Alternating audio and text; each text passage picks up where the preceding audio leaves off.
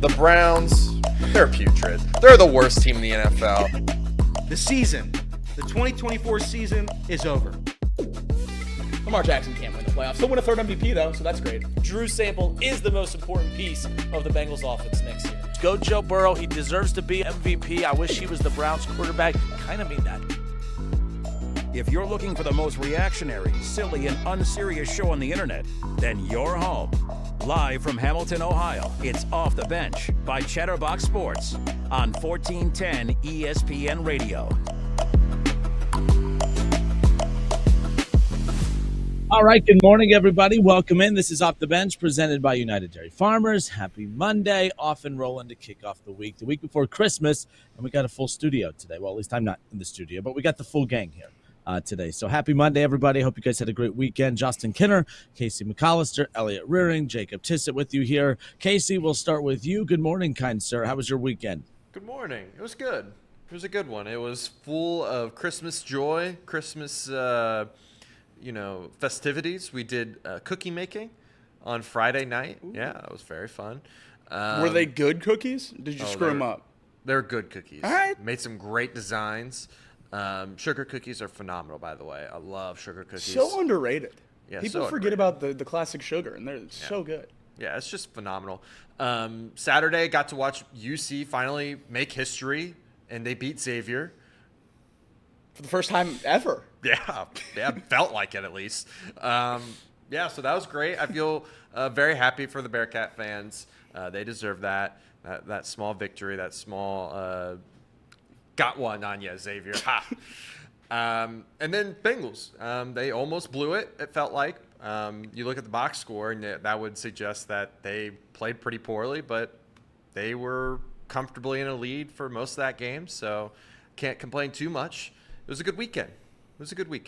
Yeah, it's good to finally win a game where your offense doesn't play to perfection. That's kind of been an expectation for the Bengals every week. If you don't score on every drive, or if you turn the ball over even once, you're going to lose the game. And we saw, statistically, probably the worst game of Joe Burrow's season so far. Yep. And the Bengals able to pull out a win. It's nice to win the ones that we haven't seen the 2024 Bengals win. And the last two, Cowboys and this one, certainly seem like those games. Yeah. Again, this is Off the Bench, presented by United Dairy Farmers, Chatterbox Sports on YouTube, ESPN 1410 Wingham and Dayton. You talked about the crosstown shootout. You talked about Cincinnati finally putting an end to that little drought in that rivalry, of course, but they come away with that win over the weekend. I know we'll spend more time on that later in the show, but I figured we'd set Elliot up right off the bat, because I know if there's anyone out there that is happier than everybody else about that, I'm sure it's you.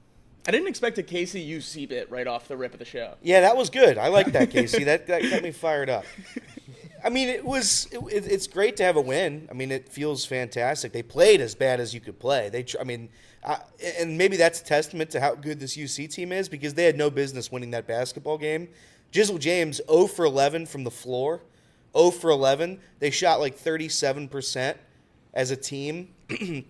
Casey brought up the free throws. It was probably their best free throw shooting day of the season so far.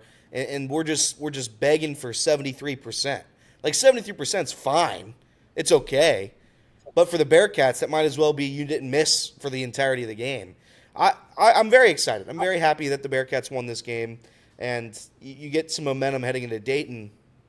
And Xavier, unfortunately, has to take on a gauntlet coming up. So I don't know. I don't know why. There's a couple things. If we want to get into it, I don't understand why they didn't foul with 6 seconds left. Don't understand that one bit whatsoever. But to each their own. Wes said post-game that they were saying to foul, try to foul, but I don't know how nobody just doesn't foul. Zach Fremantle had the most wide-open three-pointer maybe in the history of basketball, and UC got very, very lucky that he missed it. But, yeah, there was a couple things, too. It's, Dan Skillings asterisk cheated a little bit to get. Is there an asterisk if he admitted to it? No, not really. But I'll say there's an asterisk. Asterisk cheated a little bit by when you shoot a free throw, the shooter has to wait until the ball hits the rim. He did not. He just ran straight down the lane and got a rebound and put it back up and in. I'm excited. Aziz was the one guy I was complaining about coming into this game, and he probably had the best game out of anybody Saturday. He had 12 points, 4 for 4 field goals, doesn't score a ton, made a couple of big free throws. did pretty well, I would say, defensively. So I'm excited. I'm excited. You had to win this game. Yeah, and again, we'll dive in to more of that coming up in a bit because Cincinnati, after that win over Xavier, they turned their attention towards Dayton. Dayton had a huge win over the weekend on their home floor. They looked about as bad as you could be in that first half, and then they had that come from behind double-digit deficit at halftime to knock off the number 6 team in the country in Marquette.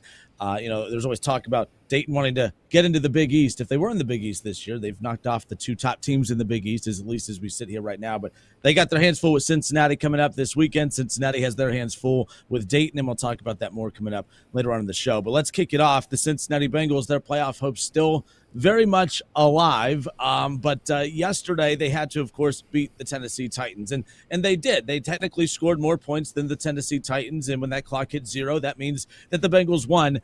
But again, the trend continues of the Bengals winning football games. And then I'm around Bengals fans who everyone's just so kind of still sad. And I don't get it. You guys got the win yesterday. You're mathematically still in the hunt. Well, I didn't get a chance to get – what's that? Go ahead. Sorry. Go ahead. No, I'm just going to say, at the end of the day, at this point, being disappointed at the beginning of the season, not winning pretty, I understand that. But at this point, with only less than a month left of the season left, this is who they are, and finding ways to win football games, even if it's ugly and still mathematically in the hunt, going to take the positive right now. But I am curious your guys' thoughts because we're going to talk about Joe Burrow and Zach Taylor's little altercation on the side later on in the program. But overall, outside of that, the Bengals come away with the win. I think 6 interceptions total combined between the teams. It wasn't pretty, but again, the Bengals come out on top. Your overall takeaways as we sit here right now still talking about the Bengals' chances of getting that 7th spot in the AFC. People are upset because when you watch the Bengals, you get so frustrated that it's the Bengals had 4 turnovers yesterday. One of those turnovers was on a turnover. Do you know how hard that is? One of the turnovers the Bengals had yesterday was on a turnover. That's why people get upset. I said there were 10 turnovers in the game, and the chat was like, "What was the 10th turnover?" And I was like, "Oh, guys, it was immediately following the 9th turnover." It was the turnover on the turnover. Right. Sure, we can sit here and say, "Oh, any win's a good win," yada yada yada, but they're not good wins. I mean, this is a terrible win against truly one of the bottom 3 teams in the NFL, and they look bad. They always look bad. Joe Burrow, I love Joe Burrow, but it wasn't a great day from him yesterday. And his bad days are still throwing 3 touchdowns, 270. Yeah. So who knows? Who knows? I'm not excited for the playoffs. I'm not excited for anything, but it's a win. I mean, they did their job. I'll tell you what. This win makes the Patriots' loss so much more frustrating because I still don't understand how they weren't ready to play football for week 1 at home. And I don't understand. And it could come down to that game at the end of the season. It will come down to it. It 100% will come down to it. So good for the Bengals. They won a game. They're 6-8. All 6 of their wins are against trash. But they're able to find a way, I guess. I think the reason the last 2 games haven't really instilled a lot of excitement in Bengals fans, 27-20 over the Cowboys, and then yesterday's 10-point win over the Titans, is because after losing to the Steelers, we knew what was in front of us. The Bengals had to win out to make the playoffs. And you had a 3-game stretch here against 3 pretty bad teams, Cowboys, Titans, and Browns. And you had a chance to show some people that, hey, we're going to flip a switch here at the end of this season. We're going to dominate these 3 bad teams. And then going into the last 2 weeks against 2 playoff teams, I'll have a little bit more belief in what the Bengals can do when you have a win 2 and in scenario, basically, on the last 2 weeks of the season. And 2 weeks into this 3-game stretch, I feel worse about the Bengals. They still haven't been able to beat the bad teams in a convincing fashion. It goes back to what we talked about at the beginning of the season with the Giants 17-7, the Browns 21-14, even to an extent the Panthers 10-point win. None of those wins over bad teams were pretty, and I thought maybe late in the season this team was going to improve enough to, hey, we are a lot better than the bad teams, even if we aren't as good as the good teams, but that's just not the case. Hopefully they can beat the Browns in whatever kind of, fashion they choose to win that game, because they won't just go and take care of business. And then we'll talk about ways they can get into the playoffs going into Week 17. But I think Bengals fans were really hoping for a little bit more change, I guess, in this 3-game stretch against bad teams, for a little bit more excitement going into hopefully the playoffs. They just don't have. They can't dominate anybody. They don't right. win easy.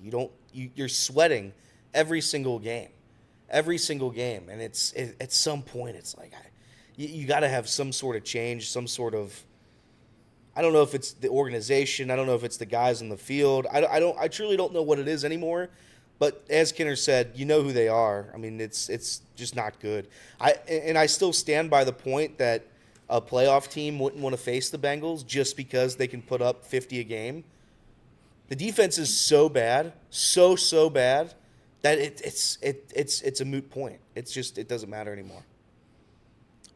Here's why, and again, an outsider's perspective and how I view this Bengals little stretch right here. And I guess I view it a little different. Like, you put 27 points up against the Cowboys. You put 37 points up against the Titans. And honestly, 2 uncharacteristic turnovers by Joe Burrow. You're probably putting 40, close to 50 points up on that in that game yesterday. As far as that's concerned, the bottom line is, and by the way, you guys aren't wrong. Like, when we talk about the point where it's like, hey, they had this easy stretch coming up, had a chance to dominate opponents, to put teams on notice. I guess I never expected them to dominate these teams in regards to, like, to dominate teams, it would have to be both sides of the ball, or all 3 facets of the game, if you want to include special teams, right? I never expected the defense to dominate the Titans or the Cowboys in that regards. And to be honest, I mean, you forced all those turnovers against the Titans yesterday. You held Dallas to 20 points. Those weren't dominating performances by any means, but it's not like you let them put up big time numbers like we've seen some of the other teams do throughout the season. I just think that this is, if the Bengals are fortunate to play into January, to get into the postseason, if you're expecting that, I just feel like you guys are never going to be happy at this point. I guess I view it as, knowing what we know about this team, I would be happy with what you've seen the last 2 weeks, because even when the offense has they've struggled at times over the last couple of weeks, they're accidentally putting up 27 points. They accidentally put up 37 points yesterday. That's just how they're going to win football games moving forward. So I guess that's the difference, in my opinion, versus yours. As an outsider looking at this, I never expected them to dominate even bad opponents, but I do expect the offense to look like they have, and that's what you get. I expect the defense to look shaky, and that's what you get. And I think that's what you're going to get against the Browns. That's what you're going to get against Denver and Pittsburgh. And if you're fortunate, I think that's obviously what you're going to get come postseason time, as far as that's concerned. So, but I understand the frustration, no doubt. My issue was, if you weren't going to take a step up and dominate these bad teams in this 3-game stretch, I'd rather you lose the games. Because once we beat the Cowboys in a close game that instilled zero confidence in the fan base, that kind of ended our good draft pick hopes. The swing in the draft position there for where you can get and where you're going to end up with a win was pretty drastic after beating the Cowboys. So these last 2 wins, instilling zero confidence, taking 0 steps, and actually leaving it more banged up than you were going into it. And now you have a 3-game stretch that you have to win them all to make the playoffs, and picking in the top 5 or 7 or 8 or so is out the window. I think this was kind of the worst case scenario for these 2 games, even though we did win them both. Yeah, you said, you guys are never going to be happy. They're 6 and 8. I mean, what do you want me to be happy about this? That's true. That's fair. There's 6 and 8 with Joe Burrow. Joe Burrow is going to make the postseason twice in 5 years as an NFL quarterback. There's not much to be excited about. All 6 of their wins are against teams who don't know how to play football. And one of their losses against one of the worst teams in the NFL. So there's nothing to be excited about for this season. Joe Burrow had a great season, MVP caliber. Jamar Chase, great season, MVP caliber. Outside of those 2 and Trey Hendrickson, there isn't nothing to be excited about. We're gonna get a medium draft pick right in the middle probably, and we're gonna hopefully make a good draft pick for the first time in 5 years. I don't know. I watch these games now, and I'm numb to anything. They don't make me upset anymore, and they don't make me happy. I'm just trying to focus and lock in, and hopefully Joe Burrow just doesn't get too pissed off at the organization or hurt, and he continues to play well, and we're fine.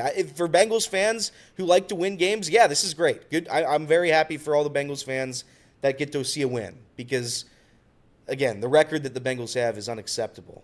There's points during the season where you can't be happy anymore, and the Steelers' loss broke me. If they didn't lose the Steelers game or the Chargers game the way they did, or either of the Ravens games the way they did, maybe this would be a different story. But they did. And if they fight for the postseason, I'm very happy for them. If they don't fight for this season, then we get a better draft pick and we get to restart a little bit for next season. All right, this is off the bench. Keep going. Yep. I was just saying. I'm again. People are saying I'm negative in the chat, and that's true. I'm certainly negative today. But it's just because I watched that game yesterday and Joe Burrow looked so visibly upset that it's like it's almost like we didn't even win it. Well, I want to get to that. That's what we're going to get to coming up, is that back and forth between Joe Burrow and Zach Taylor. And maybe that's not what you're alluding to, but just the overall demeanor of Joe Burrow on the sideline, just looking very upset on the sideline. And by the way, somebody sent me that Carson Palmer clip of going on the herd the other day and thought, hey, I thought you would love this to take it and run with it. Carson Palmer needs to be quiet a little bit. I'm going to say this to set this up in the next part. Joe Burrow looks upset and this isn't mocking you, Elliot, just to be clear. I'm mocking him. Yeah, I mean, I'd be concerned. He looks upset on the sideline. Of course he does. They're losing football games, and they're not playing well. Why wouldn't he be upset on the sideline? I don't want this to get carried away into a narrative that Joe Burrow wants out of Cincinnati, and that's what I feel like Carson Palmer and a lot of people are going to try and do. I'm not saying it won't trend that direction if things don't get better in the near future, being the next season or 2 seasons. But I saw that clip, and I was just rolling my eyes at it. I'm like, oh, here we go. I love stirring the pot. I love kind of, the drama of stuff like that, and I'm not even leaning into that. I think that the Carson Palmer narrative with Joe Burrow, I'd be concerned because he looks upset on the sideline. I'd be upset if he's smiling on the sideline. I'd be upset if he's in perfectly fine moods just because, hey, I'm getting my numbers. I'm fine, right? Like, I would be upset if he's happy on the sideline from that perspective. But let's get into that more, because there was a clip that got everyone's attention yesterday, and that was Zach Taylor, and not really knowing the context of, they're not going to tell you all the details in the postgame. In the postgame, everything's fine. Everything's hunky-dory. It was just a conversation, right?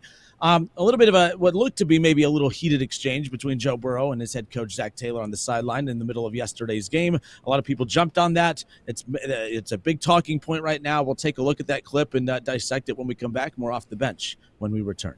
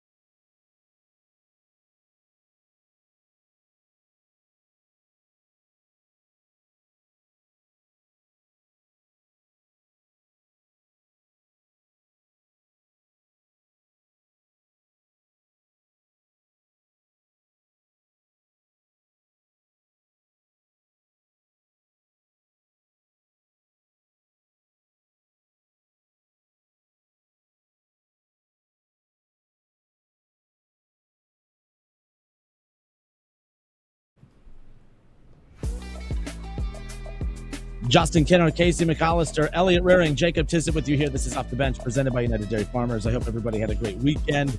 It's a busy time of year. I know everyone's sneaking in all their family Christmases, and then you're trying to watch sports, and family getting in the way of sports is just horrible, right? But I hope everyone had a good weekend. Was able to watch a lot of NFL over the weekend. Yesterday, of course, Bengals and Titans. Cincinnati put up 37 points. They come away with a double-digit victory. They're still in the playoff hunt. Everything is trending what would appear to be in the right direction. But, again, just talking with you guys being Bengals fans, you feel defeated right now because you want them to win, but you want them to win a certain way. And that's just not that's not what is happening right now. But look, I don't want to get into a Zach Taylor's job security conversation like we do every week after a Cincinnati Bengals game. But I've said for the longest time that we've all agreed, I think, that Zach Taylor will be the head coach of the Bengals in 2025. But the caveat is always, to me, it's regardless of how the season ends from a record perspective or whether or not they make the playoffs at all. I think he'll be the head coach next year. The only thing I have said regarding Zach Taylor's future is the only way he's not the coach of next season is if the players quit on him, is if Joe Burrow quits on. That's the only way. and maybe not even then. I mean, I liked you guys' segment last week on Friday, and shout out to Reed for filling in for last minute. I really appreciate him stepping in like that. But, when you guys brought up like the power of Joe Burrow, how much power should you give Joe Burrow? The question could be how much power should you give him? My question is how much power does he actually have? And I don't mean that in a mocking way. I am curious his power, because if he does go into that front office and say we need to make a change up top, would that front office listen to him? But then you see things like on the sideline where I felt like him and Zach Taylor have always been on the same page. But we see this clip from yesterday where, of course, they're Joe Burrow looks furious. He's upset. You guys talked about it. He's had a great MVP caliber season, but he probably had his worst statistical season yesterday, just with those two turnovers, two uncharacteristic Joe Burrow turnovers. He's upset at the way that the offense is not flowing correctly. He's upset at the ugliness and the flow of the game. He's upset at how the whole season's kind of rolled up into this point. But we saw that frustration start to boil over on the sideline where he was just, dropping F-bombs. He's upset with Zach Taylor, maybe. I don't know. But here's what Joe Burrow had to say in the post game when he was asked, and I believe this question was asked to him by our guy Jay Morrison. Shout out to Jay, by the way. Jay had asked him, what was that altercation? What was that back and forth? It appeared to be a little heated. Here's what Joe Burrow had to say in the post game.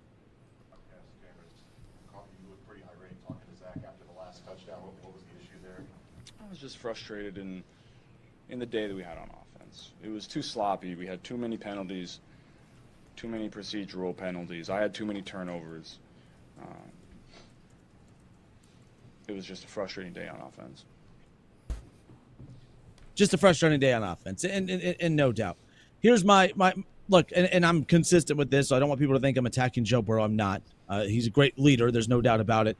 I remember last year when the Chiefs, coming off of that first Super Bowl that they had right before winning the back-to-back ones last year, they got off to a little bit of a slow start at the beginning of the season, and he was very frustrated. He's throwing his helmet on the sidelines. He's getting into it with coaches on the sideline, and I said, hey, you're paid to not show that kind of emotion on the sideline. I'm not saying you're not allowed to have emotion, to be upset and frustrated, but you are paid to have the players need to follow your lead, and they do. They follow Patrick Mahomes' lead. Players follow Joe Burrow's lead. But I don't want to see that out of a quarterback making that much money when you're paid to be the leader on the sideline. You put 37 points up yesterday. You scored a lot of points. The offense wasn't pretty, but, the offense is still very efficient, even though yesterday was still kind of sloppy. I just don't like that attitude from Joe Burrow on the sideline. That's your head coach, and you're showing him up on the sideline. I don't like that. This isn't, Joe Burrow needs to be cut, or this isn't any of that. I just don't like those blow-ups on the sideline. But it is something to take notice of, because if Joe Burrow's getting to that point where that frustration is boiling over at this point, man, I would hate to see if they lost that game yesterday. You'd hate to see if they lose to Cleveland this week, or if they miss the playoffs. Like, if Joe Burrow with 3 games left is this frustrated on the sidelines and it's starting to boil over to where you're having altercations with your head coach at this point, I don't like that. I would be concerned from a Bengals fan perspective at this point, because now I see why you guys are a little not like super excited about the possibility of the playoffs, because this team won yesterday. They put up 37 points yesterday. Your quarterback threw for a lot of yards, threw for 3 touchdowns, and is still upset. Nobody's happy with the current circumstances, and we saw that frustration start to boil over a little bit, Joe Burrow and Zach Taylor in the middle of the game against the Titans. Where I immediately jumped when I saw that clip, and obviously it's just taking guesses, fingers crossed that Hard Knocks delivers us the audio. That would be great. That's really all they're good for. So hopefully they give us that over the week, this week. But as soon as I saw that clip of Joe and Zach Taylor arguing on the sidelines, where I immediately jumped, and even with the lip readings that have come out, there's some guesses about maybe what he said. People saying that he clearly said embarrassing, F that. Some people saying we're 6-8, it's embarrassing, we're 6-8. A lot of stuff coming out of there, and it really seems like he's sharing the sentiment a lot of Bengals fans are sharing. And the way that I think that went, and it's just taking a guess, but I think Zach Taylor was kind of doing his normal, we got to win, yippee, let's go, can't wait to give out 16 game balls in the locker room after the game. And Joe's saying, hey, buddy, we're 6-8. I just turned the ball over 3 times. That's not a good game. I don't want your game ball. We don't need to celebrate this. We're not having a good year, and we sucked today. I think that's the frustration that's boiling over. The 5-8 and 6-8, and every win is so good, and it doesn't matter how it happens. And Zach Taylor's celebrating in the locker room. I think that's starting to get to Joe as well. I think that's really frustrating when you see a lot of other people that aren't as beaten down by the way the season has gone as you are. And we know Joe's one of the biggest competitors on the entire team, maybe in the entire league. And I think that's starting to boil over just with the losses. I would have more of a frustration if he wasn't getting upset on the sidelines. I think we can certainly have the debate about whether it's okay to yell at your coach, but spiking the water bottle, spiking the tablet after throwing a turnover, I'm okay with all of that stuff. I think all of that emotion on the sideline is a good thing to see, especially when you're playing poorly. I would be a lot more upset if at 5-8, Joe throws an interception he's not happy with, watches it on the tablet, puts it down, and goes, oh, well, season's already over. Who cares if I made a bad play? That'd be a much bigger problem, in my opinion. So certainly conversation to be had about whether the time and place to have those discussions with your coach. And I think it's just frustration boiling over. I don't really take it much more of that. I do think this offseason is going to be a big telltale sign about how the future of Joe Burrow in Cincinnati could go, though. I think certain players in the Bengals going on Twitter, bragging about tackles and whatnot. I think that's just like the attitude you can't have right now. And I think that's the attitude that Zach Taylor instills in his teams. It's just, we're all doing okay. It's going to be okay. Here, we're the Bengals. Each week we're going to fight. And I think your point, Kenner, well, if you're not going to be happy about a win, then you're never going to be happy. It's just not the whole story. You can't paint this picture like the Bengals beat the Titans and that's it. That's not the reality of this situation. Of course you're usually happy after wins. But when the wins are against terrible teams, and the terrible teams, Will Levis, by the way, you said the Bengals forced turnovers. Will Levis legitimately can't play football. He's so bad at playing the quarterback position. There would be times, I forget who was broadcasting the game, that's on me. They would legit point out and say, I don't know where he's throwing. There's no men. Where is he throwing? There's no hole. There's no gap. What are you doing?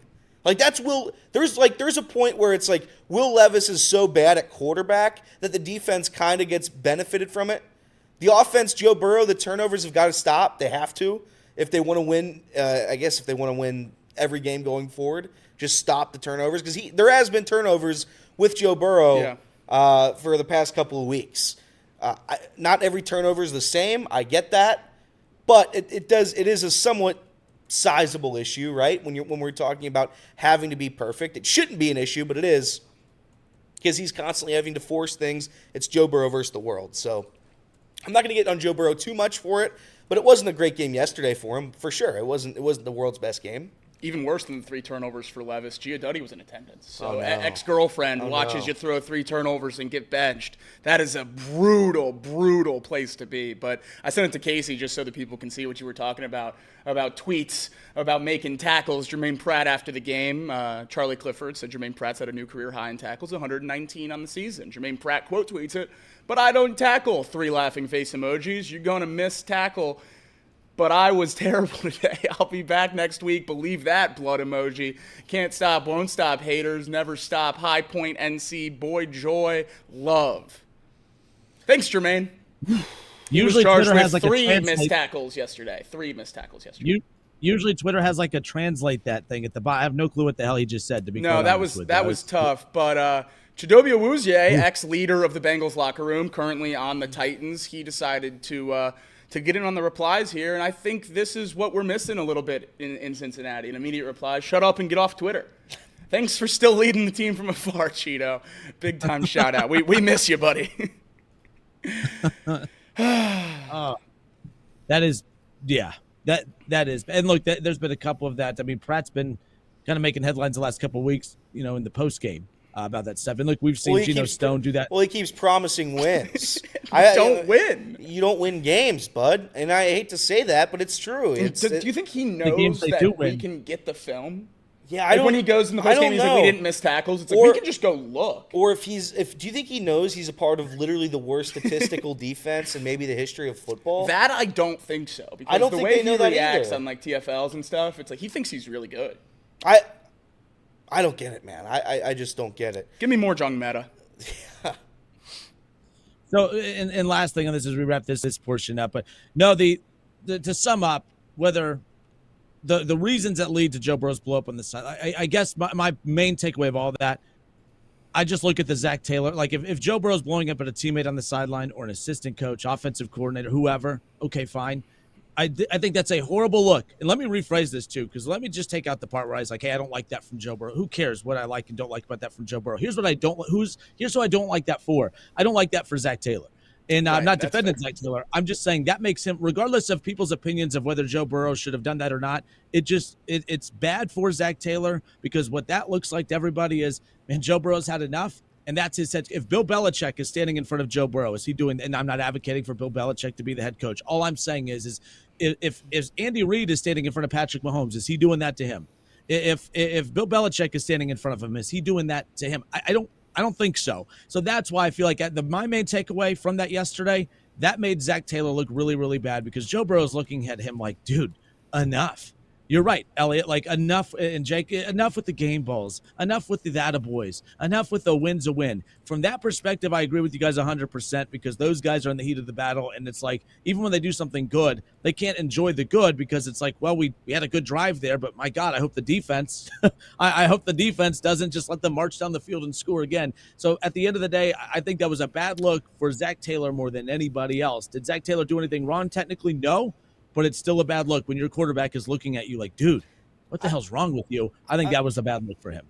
I don't know if it's a bad look. I think that happens in sports. I think that happens. I think that happens to Andy Reid. I think that happens to Bill Belichick. Kelsey was yelling at Reid in the playoffs last year. Yeah, Travis Kelsey I think he put his hands on Andy Reid, and it's like I think that's just a frustration. I think that's just a boiling point from playing bad and having a disaster of a season. I don't think that's a knock on Zach Taylor. I think this whole season is a knock on Zach Taylor.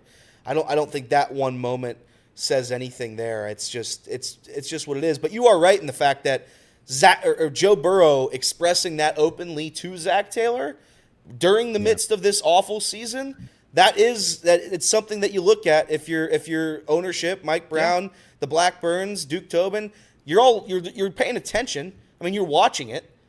So we'll see what that happens. I don't think Zach Taylor's getting fired, and that's unfortunate because I do think this organization needs a new direction.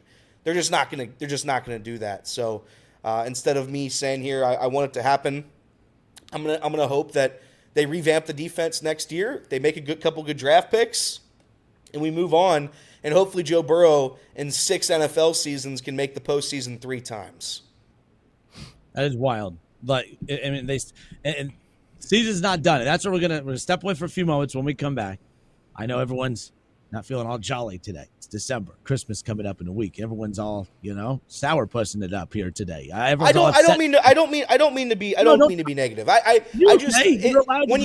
It's just when you talk about the Bengals every day, and I'm very lucky to talk about the Bengals every day, but when you talk about them every day, and I don't know how Jacob is still standing, because I honest to God, I watch it, and like I said, I'm more numb now, but it's mind-boggling. Do you know how stupid it is that we had a turnover and turned it over on the turnover? That is so stupid. Jonathan Taylor bailed him out yesterday. Yeah. With that nonsense. Actually cost him the game. Cost them the game. Maybe a playoff spot. So I'm gonna. playoff spot. It's just the defense is so bad. Even when they get turnovers, they mess it up. So that's why I get frustrated. I get annoyed, and it never get fixed. So we'll see. No, you're good. I was just saying, there is still a chance to get to the postseason, and that's what I want to talk about. I know yesterday on Chatterbox, on Twitter and the socials across the board, we've talked for a while back. No, we're going to put that up after, Casey. We'll get to that coming up. So when we come back, I want to take a look at that graphic, because for weeks now we've been saying, well, there's still a shot. You look at who the Chargers have to play down the stretch. If the Bengals win out, if they do this, but we don't really know the clear-cut path to the playoff. We now do. With 3 weeks left, there's a clear-cut blueprint to how the Bengals can still make the postseason after beating Dallas, after beating Tennessee. They got Cleveland coming up, then Denver, then Pittsburgh.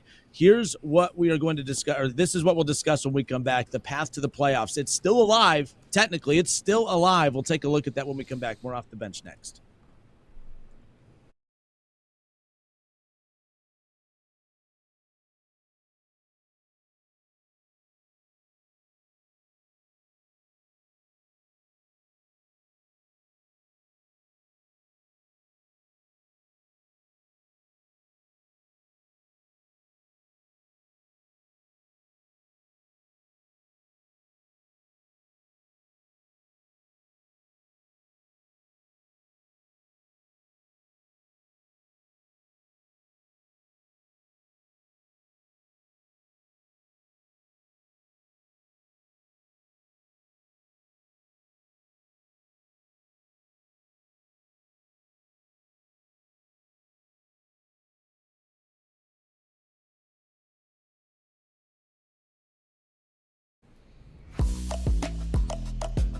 All right, then we are back. Justin Kenner, Casey McAllister, Elliot Rearing, Jacob Sister here. This event presented by United Dairy Farmers. Happy Monday. Bengals come away victorious over the Tennessee Titans, and with that, they've taken care of business against Dallas. They took care of business yesterday against Tennessee. They have a bad Browns team coming up this weekend, and then they have what could be, a lot on the line. I mean, the postseason could be on the line here in 2 weeks against the Denver Broncos. And let's be clear, every week the postseason's on the line. The playoffs have technically started for Cincinnati because if you lose, your season is done. Any loss the rest of the season, your season is done if you are the Cincinnati Bengals. So they have to continue winning. There's no doubt about it. But with that being said, yesterday's win, there's now at least a blueprint to how the Bengals can get into the postseason. And we'll pop this up on the screen now for those watching on Chatterbox Sports on YouTube. We appreciate you guys. For radio, just follow along. But let's pop up that graphic. Here is the scenario for how the Cincinnati Bengals can make the postseason. Obviously, they would have to finish the season 3-0, win against the Browns, obviously beat Denver and the Steelers in the final week of the regular season. They need the Colts and the Dolphins to lose at least one more game. Plus, they need Denver or the Chargers to go 0-3 the rest of the way. That's a lot. And that's not like, oh, man, that's a very high probability chance that the Bengals make the postseason. But when you talk about the Bengals' chances and what needs to happen for them to make the postseason, guys, I don't know about you, but I need to physically see some concrete evidence that they could do that. This is it right here. That's the path to the postseason. When you see that, your initial takeaway is what? Is that doable? Is that realistic? I mean, where are we at right now when it comes to when you see that? How good do you feel about the Bengals' chances? Look, you're asking a team that's 6-8 to win 5 games in a row and their season to get into the playoffs. We can look at schedules around the league and talk about the likelihood that the Colts lose 1 more or the Broncos lose 3 more or whatever else the Bengals need and go in the playoff machine and everything. Too many people are just brushing off to the side the fact that we have to win out to have a chance. Like, there's no wiggle room here that you can lose a game in this stretch. You have to win out, and there's no chance to get in if you don't. So I think that's certainly the hardest part of this whole formula. But, yeah, it's unlikely. The odds tell you as much. But as long as there's a number next to our name, I'm going to still believe at least a little bit. I'm actually going to be the most positive I've been today. I think that's significantly more doable than anything else. Like the Broncos going 0-3, they play the Chargers, they play us, and then the Kansas City Chiefs, who without Patrick Mahomes will be playing in that game. The Chiefs are not good enough to withstand a Patrick Mahomes loss. That's 100% evident as of yesterday. And by the way, that team is just unable to pull away. I know they win every week, and it's crazy to say like they're not good. They win every week. It was 21-7 the entire game yesterday, and they didn't add on ever. Without Patrick Mahomes, I have a hard time believing Carson Wentz is able to win a football game. We'll see.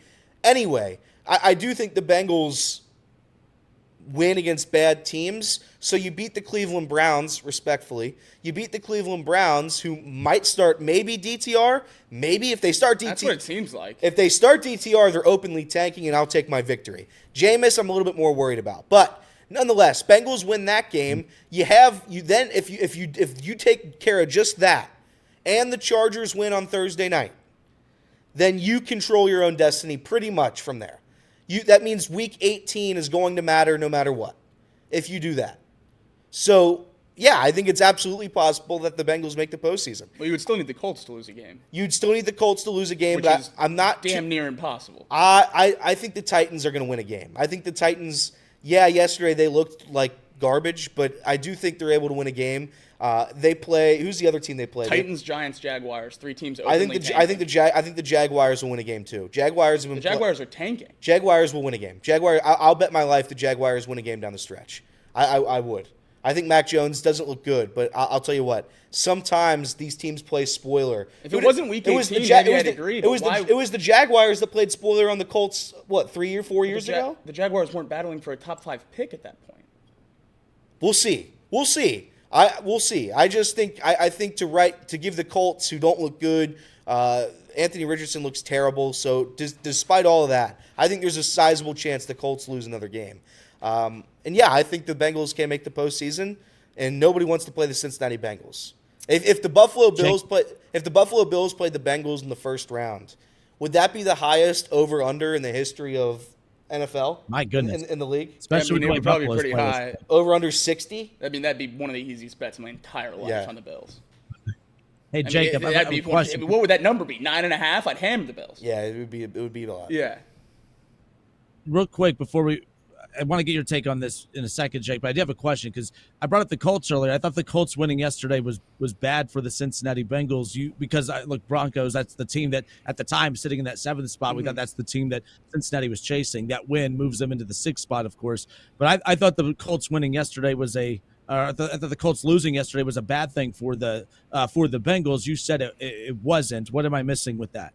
Yeah, I was pretty hard rooting for the Broncos. I think the Broncos winning that game was pretty monumental for the Bengals' playoff chances just because of what we just talked about with the Colts' remaining schedule. If the Colts would have beaten the Broncos, they would have had to lose 2 of 3 to the Titans, Giants, and Jaguars. I think that's a lot harder to think about in my brain than the Broncos losing all 3 of the Chargers, Bengals, and Chiefs. So the Chargers beating the Colts yesterday, I know they have to lose out. I know that's kind of a big ask, especially a team that's lost 4 in a row. But going to LA and playing the Chargers, a team that didn't play very well this week, and hopefully coming out against a rookie quarterback, Harbaugh's defense, Jesse Minter, all those guys going to be able to pick up an easy win on prime time against the Broncos this week. Bengals take care of business, which we know they have to do in order to get in. And then you're looking at a Bengals beat the Steelers, Chiefs beat the Broncos in Week 18 to get in. I just think the Colts winning losing 2 out of 3 to 3 teams that are openly tanking would have put us in a pretty bad spot. So I was rooting for the Broncos yesterday. I was pretty relieved when they won that one.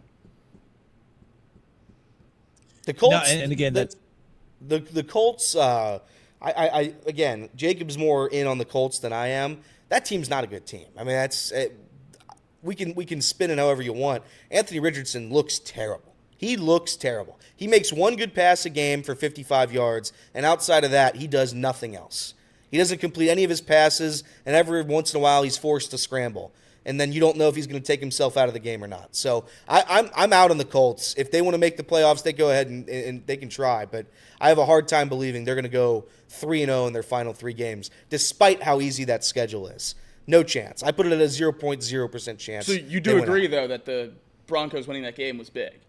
I think it was big, but I was looking at the wild card thing, too, the wild card standings during the middle of the game, and I was just trying to figure it out. I think that there's a more likely chance that the Broncos lose out than the Colts lose out. Right. That's the rationale. So if that's the rationale, then it absolutely helps. Yeah. By the way, it's crazy. It's real quick. It is absolutely crazy. Mark was kind of saying it in the chat. As bad as the defense has been this year for the Cincinnati Bengals, and they've been truly bad, terrible. As bad as the defense could possibly be, the Bengals have been that bad. Out of all of it, it's Evan McPherson who's cost this team the playoffs. Isn't that wild? Evan McPherson is the reason the Bengals aren't in the playoffs. And you can look at the defense and say they're the worst, and they are, 100%. Evan McPherson not doing his job against the Chargers, not doing his job against the Ravens, he cost the team. He is the reason the Cincinnati Bengals aren't going to the playoffs. Out of all the guys to be responsible for it, I am a little bit shocked it's Evan McPherson. I think I give Evan McPherson and the defense equal amount of blame, if not more so, for Evan McPherson. If he stands up one time in that Chargers game, the Chargers and the Bengals are both 7-7. Bengals have the tiebreaker over the Chargers, and they're in the playoffs right now. All he has to do is make one of them. Crazy. It's just crazy to me. Yeah, the year of the kicker continues. Harrison Butker, not good yesterday. Justin Tucker has not been elite this season. Obviously, the Evan McPherson drop-off has been something studied. Yeah, I mean, the Browns kicker who was lights out last year, they gave him an extension just like we saw the Bengals with McPherson, and then that blew up in the Browns' face as well. So it's been the year of the kicker. Now, it's not like there's not kickers out there who have been good this year, but it is interesting to see that the kickers who have been consistently good in recent seasons have just all consistently fallen off this year, and then new kickers have stepped up who haven't been very good in the past and have been lights out. It's a very strange year when it comes to that position. We always overlook special teams. We always mock kickers. We overlook that side of the ball, but my goodness, that has been a major talking point this year. A lot of teams who have really good rosters have been impacted greatly by that when it's all said and done. Something else to consider, too, with the Chargers now sitting in that 7th spot and holding that win over the Cincinnati Bengals at this point, another concern there, right? With the Chargers being there, the Bengals fighting the Chargers for that final spot. I mean, from a tiebreaking perspective, the Chargers, they would have to lose out, and then the Bengals would win out, and they'd be in. They'd jump the Chargers. Yeah, I don't see that scenario likely, but I think the Chargers are really, really good. I think they're going to beat the Broncos this week, which knocks them out of this whole situation. So that's why I'm kind of locked in on the Broncos losing out, just because I think the Chargers are going to win this week. But the winner or the loser of that game just has to lose their next 2. That's where the Bengals are at. Well, either way, though. Yeah, that's what I'm saying. no, you're right. The loser of that game has to lose their next 2 games for the Bengals to get in. Yeah, that's crazy, man. Right. That's crazy. We'll see. There's a chance. It's a non-zero chance. It's a non-zero chance that this all happens. I wouldn't bet against it. I'll tell you that. All right, this is Off the Bench, presented by United Dairy Farmers, Chatterbox Sports on YouTube, ESPN 1410 Wingham and Dayton. We'll step away for a few moments. NFL scoreboard. We'll take a look at some of the top matchups in the NFL yesterday. Then we'll talk crosstown shootout. Cincinnati ends the drought against Xavier, and now they turn their attention towards the Dayton Flyers coming up. Could it be a top 25 matchup? We'll talk about that here in a little bit as well. The Heisman was announced over the weekend. I think we all knew, Vegas knew, we all knew who was going to win it, but why am I still angry about it? Like, I don't even know why I'm surprised. I shouldn't be surprised. We knew who the winner was, but just hearing the name announced, and this is no disrespect to the kid who won it, I just still think they got it wrong. We'll discuss all of that coming up and more. This is Off the Bench, presented by United Dairy Farmers.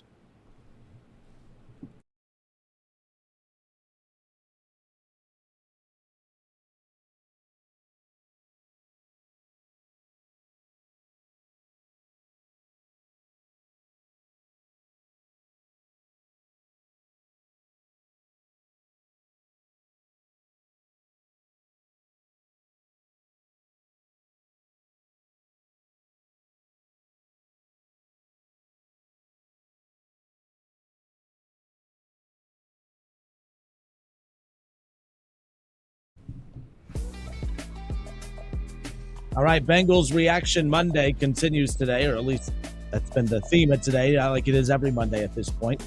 Off the Bench, presented by United Dairy Farmers, Chatterbox Sports on YouTube, ESPN 1410 Wingham and Dayton. Justin Kinner, Casey McAllister, Elliot Rearing, Jacob Tissett with you here.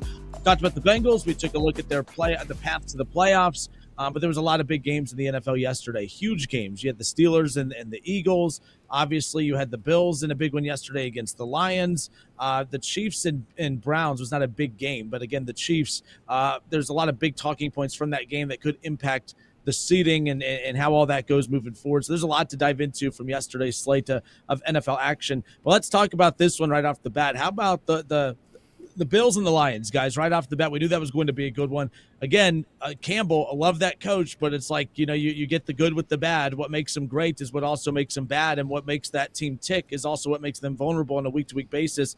Aggressive coaching for Campbell and the Lions yesterday is kind of the talking point today. You had the Bills who win a shootout, technically 48-42, the final over the Lions, but a lot of people critical of Campbell and his play calling and his aggressive decision making down the stretch in that game. Dan Campbell, but he's going to do that. Like that's Right.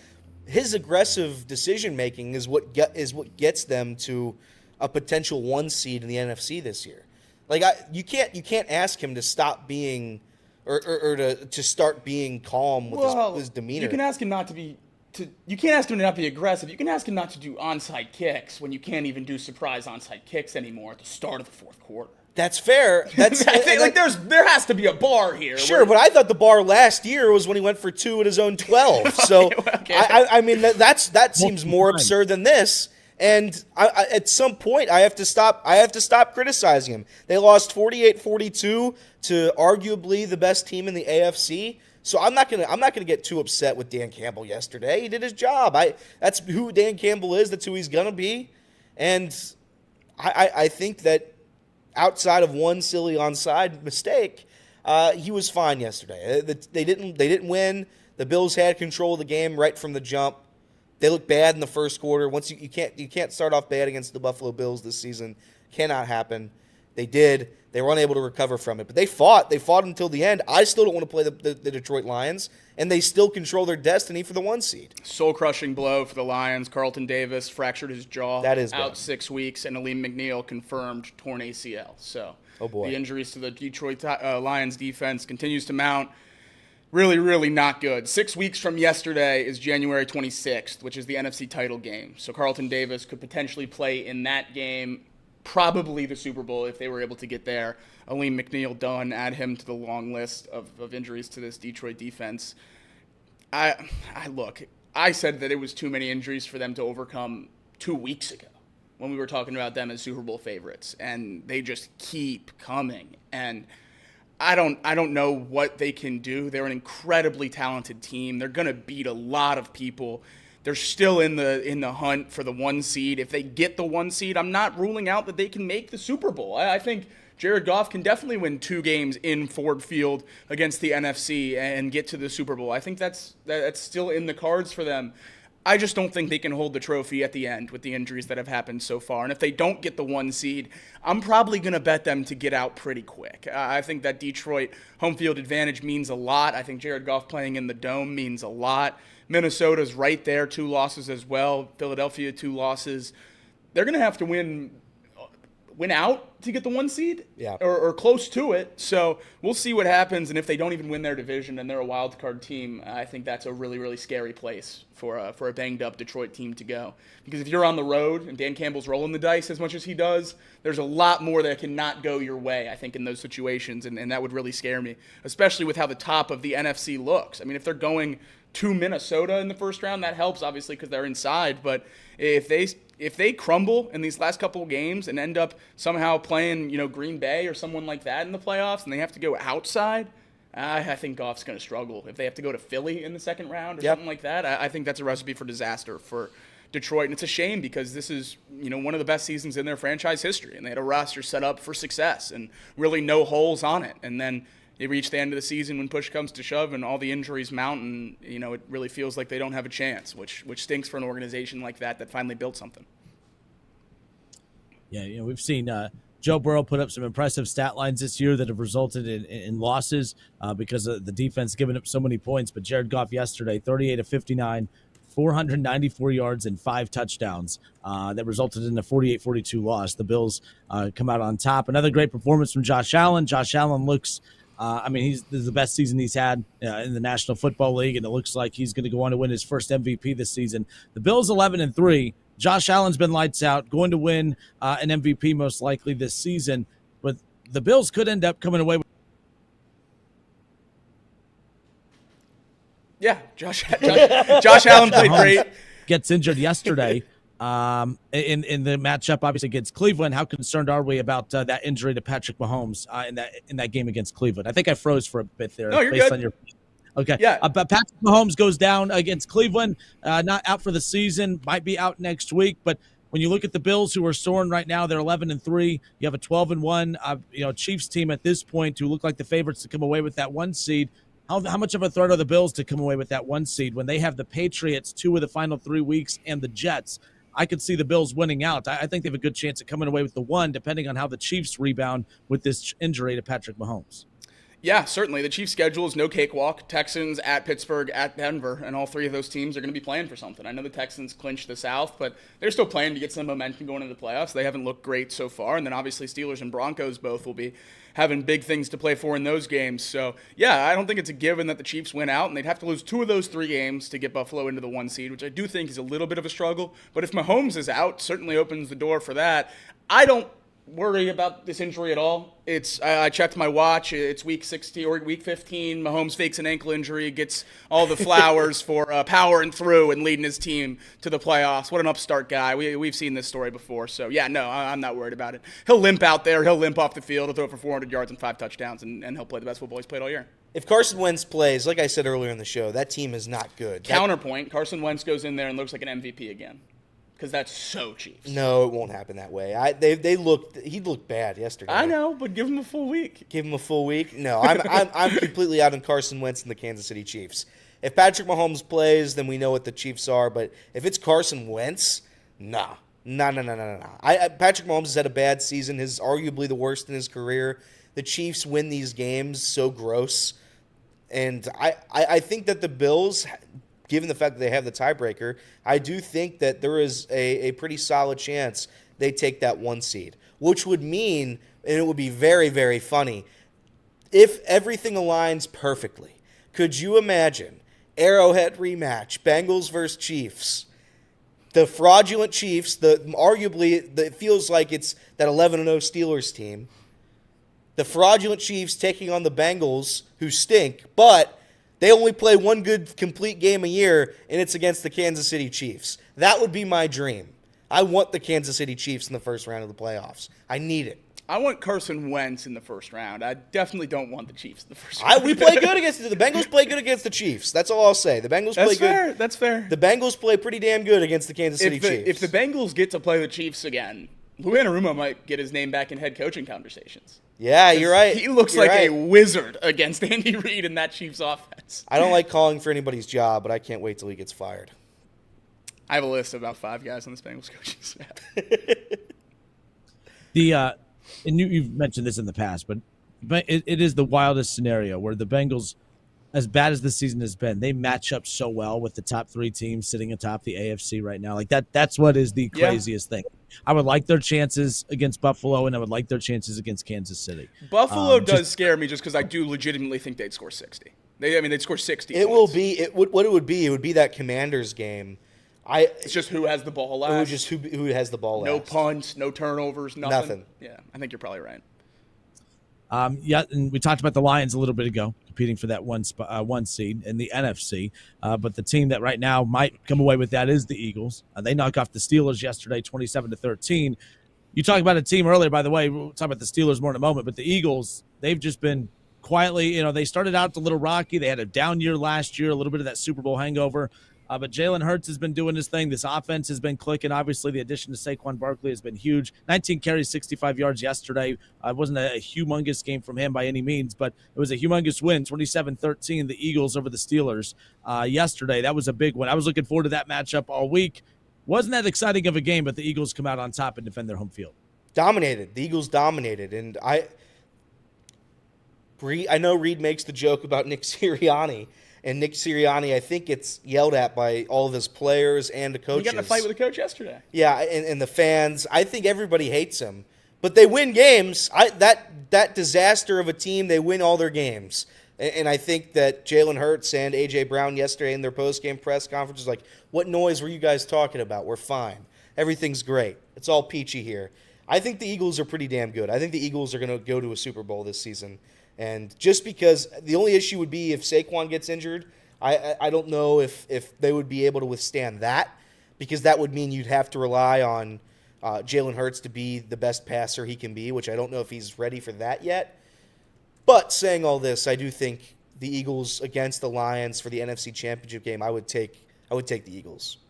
Yeah, I've been high on the Eagles for a long time. I think the question is, does their hate for each other outweigh the talent on that roster? Yeah. And as long as it doesn't, they're going to be fine. I saw a comparison on social media yesterday that said the 2024 Philadelphia Eagles are just the Kevin Durant Warriors, and they all hate each other so much, but there's enough talent that they might just be able to win a championship. Yeah. And I think that's what we're figuring out with the Eagles is, every single thing that comes out is that Sirianni's not liked. The assistant coaches don't like Sirianni. The players don't like Hurts. A.J. Brown doesn't hang out in the facility. But they go out and they look like a really, really good team because they have a top 5 or so receiving duo, the best running back in football, a top defense in football, a top O-line in football. That they're just really, really good. And I don't think they're going to make the mistakes unless that locker room trouble boils over. I think that's the only thing that's going to be able to kill the Eagles this year. And the one thing that I keep pointing to is I don't think they have a coach that can navigate through that if the players crumble. I think a lot of places, if the locker room relationships between the players starts to crumble, then maybe the coach can, rebuild some of that on the fly and save the season, deal with it in the offseason. Sirianni definitely can't do that, at least in my opinion. I think if it starts to go poorly in the locker room, then they're going to be done. I just don't know how poorly it can go and the talent still overcome it. That's what we're seeing right now. Maybe they get through it and realize the chance they have to be a really, really special team and win a Super Bowl, and they figure it out and get there. But without some changes, I just have a tough time believing in a team that has that many internal troubles. Yeah, Eagles, 27-13 over the Steelers. Steelers 10-4, sitting atop the AFC North. They're holding off the Ravens right now, but you look at the Steelers, we've talked about the gauntlet of a schedule coming into the season, where they have the Ravens, Chiefs, and Bengals to close out. Ravens competing for the AFC North. The Chiefs right now, might be trying to get Patrick Mahomes back, trying to hold on to that one seed out of the AFC. And then, of course, Cincinnati still fighting for their playoff lives, at least as we sit here right now with 3 weeks to go. Tough schedule coming up for Pittsburgh, but they're decimated. You guys talked about the Lions and all their injuries. The Steelers' injury list just continues to pile up more and more and more. Do you think the Steelers are legit? I'm still trying to figure out the Steelers. I think they're good. I think they're a good football team. But are they Super Bowl good? I think they could be. I don't, because them and the Ravens to me are both kind of like they can each get to the AFC Championship game, but I couldn't see either of them really winning a Super Bowl at this moment. But they could play each other in the AFC Championship. Correct. They could play in the Super Bowl. I just don't think they can win the Super Bowl. I don't think there's a Oh, really? Oh, okay. I don't think there's a world. I thought you were saying another team would. So you think there's a couple teams in the AFC playoffs that can't win the Super Bowl? Correct. Wow. Okay, I could not be more on a different page. Really? Whoever comes out of the AFC, I'm going to take to win that game. Really? Whoever it is, I don't care. Really? It doesn't matter. If the Broncos win 3 games against the gauntlet of the AFC playoffs, I'm going to take them to win the Super Bowl. I think the AFC is one of the biggest locks of all time this year to win the Super Bowl. I think that the Packers, I would take the Packers over the Steelers and the Ravens. I think there's a world where I would take the Rams. If the Rams make the playoffs, I would take them over the Ravens. Maybe not the Steelers in that particular sense, but there's a couple. I think the NFC is, and this is where Reed makes his joke. I wish Reed was in here to defend this take. I think the NFC is way better than the AFC this year. I think the Chargers are good, but the Chargers, they can't go into a shootout. I don't think the Chargers can win a shootout. And then it comes down to, what do you think of the Denver Broncos? I think they're trash. But until they lose games, I just get proven wrong every single week about that take. So I just have to eat it.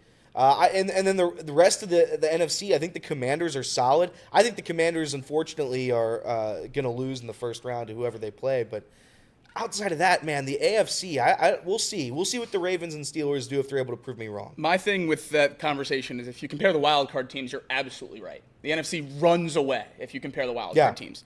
If we're talking Super Bowl contenders, I think Buffalo, you said neither of the AFC North teams. You don't count the Steelers nor the Ravens as Super Bowl contenders? No. Okay, so Buffalo, Kansas City. Both of those two are. And, I mean, you don't think any other team, you don't think the Chargers are Super Bowl contenders? I do not think the Chargers will win a Super Bowl. Okay, then how many do you think are in the NFC? I think I could see. I don't think there's more than one. I could see the Packers, I could see the Eagles, and I could see the Lions. What's the difference between the Packers and the Ravens and the Steelers? I think the Packers have a little bit of a better defense than the Ravens. But the Ravens have an exponentially better offense. I think they do. You're right, and they do. I just think that the pairing of Jordan Love and running back, help me out, Josh Jacobs. I think that's a pretty dynamite duo. Listen, Derrick Henry and Lamar Jackson have been phenomenal. They've done their job. This exercise doesn't work if you don't think the AFC North teams are Super Bowl contenders, by the way. I know it doesn't. So you're screwing me over here. I know it doesn't. I know it doesn't. And this is just a bias from what I've seen this year. They could absolutely win a Super Bowl, and I'm just a moron. But I do think that the Steelers, I'm not buying in yet. I think the Ravens, unfortunately, choke in the playoffs every year. So maybe they will. But until I see it, I'm not going to buy it. My thing about the conference debate is in the AFC, I think the Bills, the Steelers, the Ravens, the Chargers, and the Chiefs can win the Super Bowl. That's 5 teams. The Chargers, man. I think the Chargers are really good. I think if Herbert gets on and that defense plays the way they played for the first 12 weeks instead of the last 2, then they're certainly a Super Bowl contender. In the NFC, right now, for me, it's the Eagles and the Packers. And that's it. So you're 5-2 in my brain on Super Bowl contenders. You're ruling out the Lions? I am with the injuries. I just don't think you can overcome 3 season-ending injuries on your defensive line. To a guy that was going to win Defensive Player of the Year in Aiden Hutchinson and maybe one of the best interior guys in the league this year in Aleem McNeil. I just don't think that's something you can overcome. Yeah, that's fair. The Steelers are always interesting to me, too, just because Mike Tomlin's quote when he switched from Justin Fields to, obviously, Russell Wilson, don't confuse good with great. And as much of an improvement as we've seen the Steelers from Justin Fields to Russell Wilson, and it's not really a shot at Justin Fields. Russell Wilson has just been very, very solid this year. But they're still a very, very, very average offense. Like, they don't confuse good with great. This still isn't great. The Steelers, this is probably the best offensive season they've had in years, and it's still not elite enough to where if they get into the postseason, can they, we saw against the Eagles yesterday. What do they do against Buffalo? What do they do against the Chiefs or teams like that when you get into the postseason? That would be my concern because obviously that defense can give up points. We saw Cincinnati put points on them at ease. That defense is not as locked in as what people. I think it's a slightly overrated defense. Teams put up points on it. The Eagles put points up on it yesterday. I don't think that defense is as elite as it's been in years past. Bengals but put what can points that up on it. Yeah, that's what I'm saying. Is like teams could put points up on that Steelers defense. Is that offense good enough to keep up with the Josh Allen? It's not. I mean, it was good enough to keep up with Joe Burrow, but that's just how bad the defense was for Cincinnati. So I'm not as high on the Steelers as I was earlier in the season. I just thought the offense would look better. But again, they're banged up with injuries, no doubt about it. Last thing on the way out here, again, just recapping yesterday. The Browns are garbage. There's no doubt about it. But unfortunately, Nick Chubb broke his foot yesterday. Fought hard to get back this season. But Nick Chubb, I mean, his career done, you think? Or not done, but like he's gonna play another game, but it's over. He's not going to be Nick Chubb, but I think he can still be a decent number 2 back, goal line back in the league. I mean, kind of a fullback type of thing. I'm not saying you use him more than 2 or 3 snaps a game. Casey's giving me a grin over there like he's going to say Bengals, pair him with Chase Brown. I certainly don't want to do that. But I think after all these injuries, you do have to start kind of moving out of Nick Chubb and at the very least start at least moving the barometer about what he is as a player. He's not a running back 1. He's certainly not a bell cow back in any means. You can't give him carries anymore. He's going to be a free agent, and I don't know what he's going to get on the open market. I would imagine he's not done, but maybe he is. Maybe he doesn't see the point in taking a vet minimum deal or something like that. If Ezekiel Elliott still has a job, he'll have a job. Well, Zeke only has a job because he has some dirt on Jerry. Maybe that might be it too. Nick Chubb, listen, he hasn't eclipsed 60 yards in a game this season, so he has no role as a starting running back in the NFL, and I don't know if he can be that bowling ball goal line running back anymore either, given the injury history. So I think it's over for Nick Chubb. I think he's one of the better running backs of the past 15 years. It's sad to see him go out in such an unfair way, because it is unfair when last year that brutal injury, and then this year you break your foot, and it's just a never-ending saga with these injuries. So I do feel bad for him. It sucks. It's just never going to happen again in the NFL. He'll play next year, but after next year, I would imagine he is done. All right, this is Off the Bench, presented by United Dairy Farmers, Chatterbox Sports on YouTube, ESPN 1410, Wingham and Dayton. I think we'll talk some NFL more throughout the week. I know we don't talk a lot of NFL, but we'll try to sprinkle it in as the week goes on. Yeah. Nonetheless, you guys, you're at Champions this Thursday, correct? Do we have a show this Thursday? Incorrect. You're incorrect. Usually we would have a show. You were on it. You were on it. Usually we would have a show. Champions is having a Christmas party. So if you want to go to the Christmas party, feel free to do so. But we will not be there for the Bengals show. So no Bengals show. No. No Bengals show at Champions. Well, you didn't let me finish it. You cut me off. Okay. I thought you were throwing me on. No Bengals show at Champions this Thursday. There will be a show Thursday with Jacob. That's right. And Craig. And the Wrench. Jacob and the Wrench. So, yeah, no live show on Thursday. All right, good stuff. All right, well, let's I know you touched on the crosstown shootout when we opened up the show, but I want to dive back into that because what that win over Xavier means for Cincinnati, it potentially sets up a top 25 showdown between 2 Ohio schools coming up this week. Dayton, with their win over Marquette this past weekend, is that enough for Dayton to crack 25? And with that should set up a top 25 showdown this weekend, which I'm excited about. Dayton and Cincinnati, that'll be exciting. But let's recap the crosstown shootout because Elliot, you had your doubts, you were a little concerned, but I don't even know if you went. That's what I need to find out. We're going to get to all of that and more when we come back. This is Off the Bench, presented by United Dairy Farmers.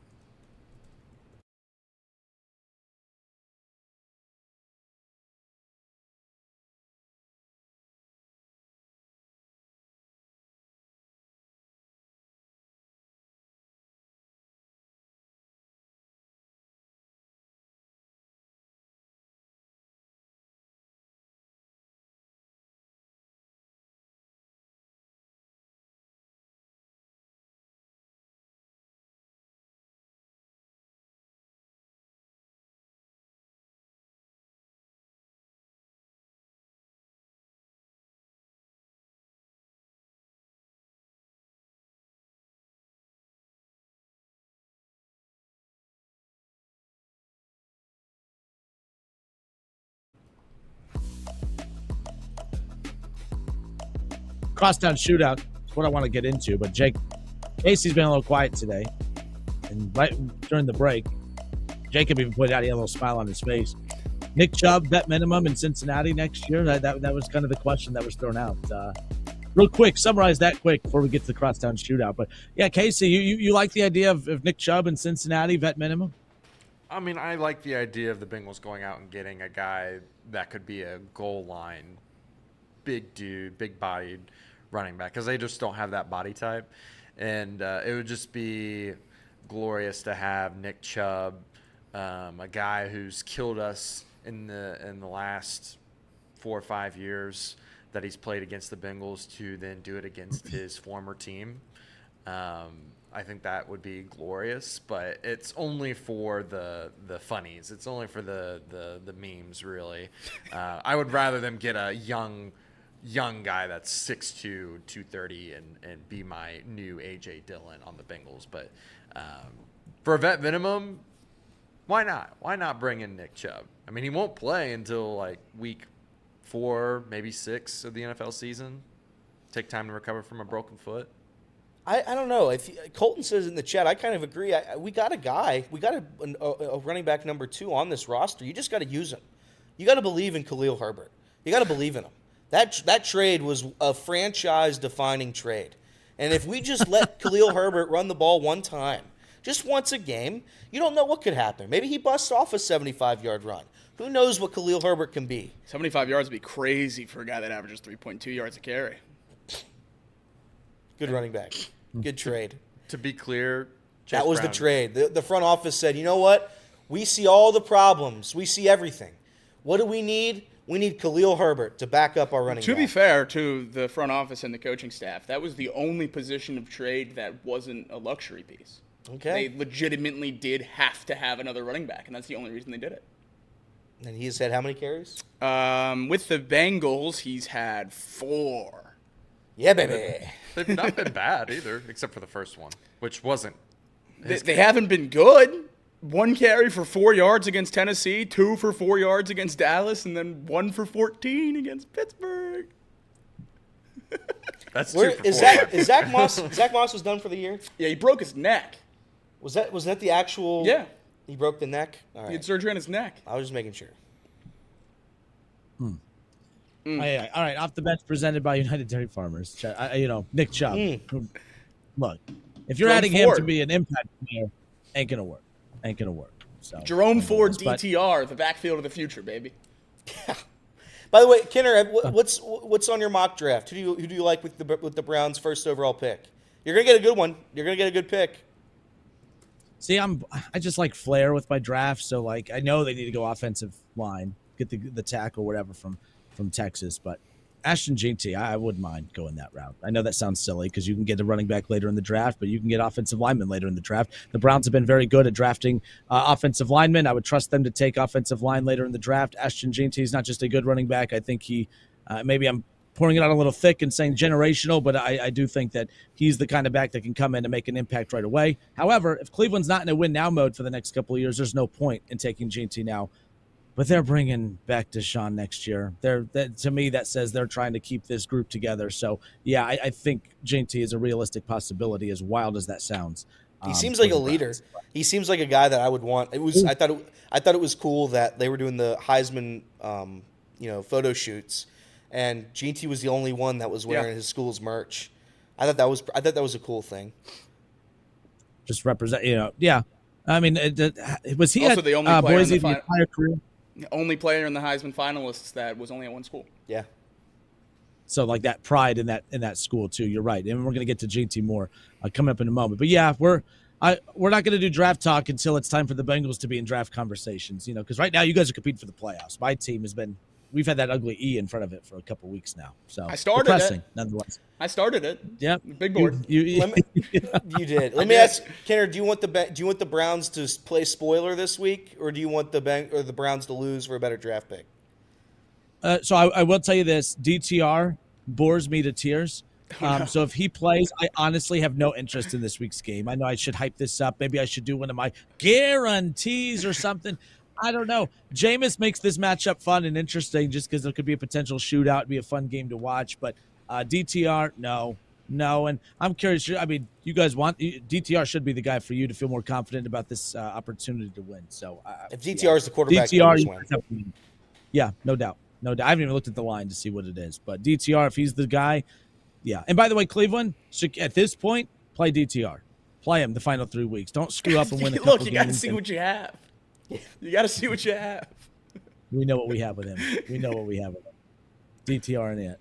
But all right, crosstown shootout. Let me ask you: 5 straight losses. What again, Xavier Elliott, and that 4-point play, under 15 seconds to go. Oh yeah, I'm nervous, worried. I think that they were going to be able to hold off Xavier. Xavier didn't give up. I mean, look, you know what kind of matchup you're going to get in that rivalry. Of course, it's just like any other rivalry. You know you're going to get each other's best.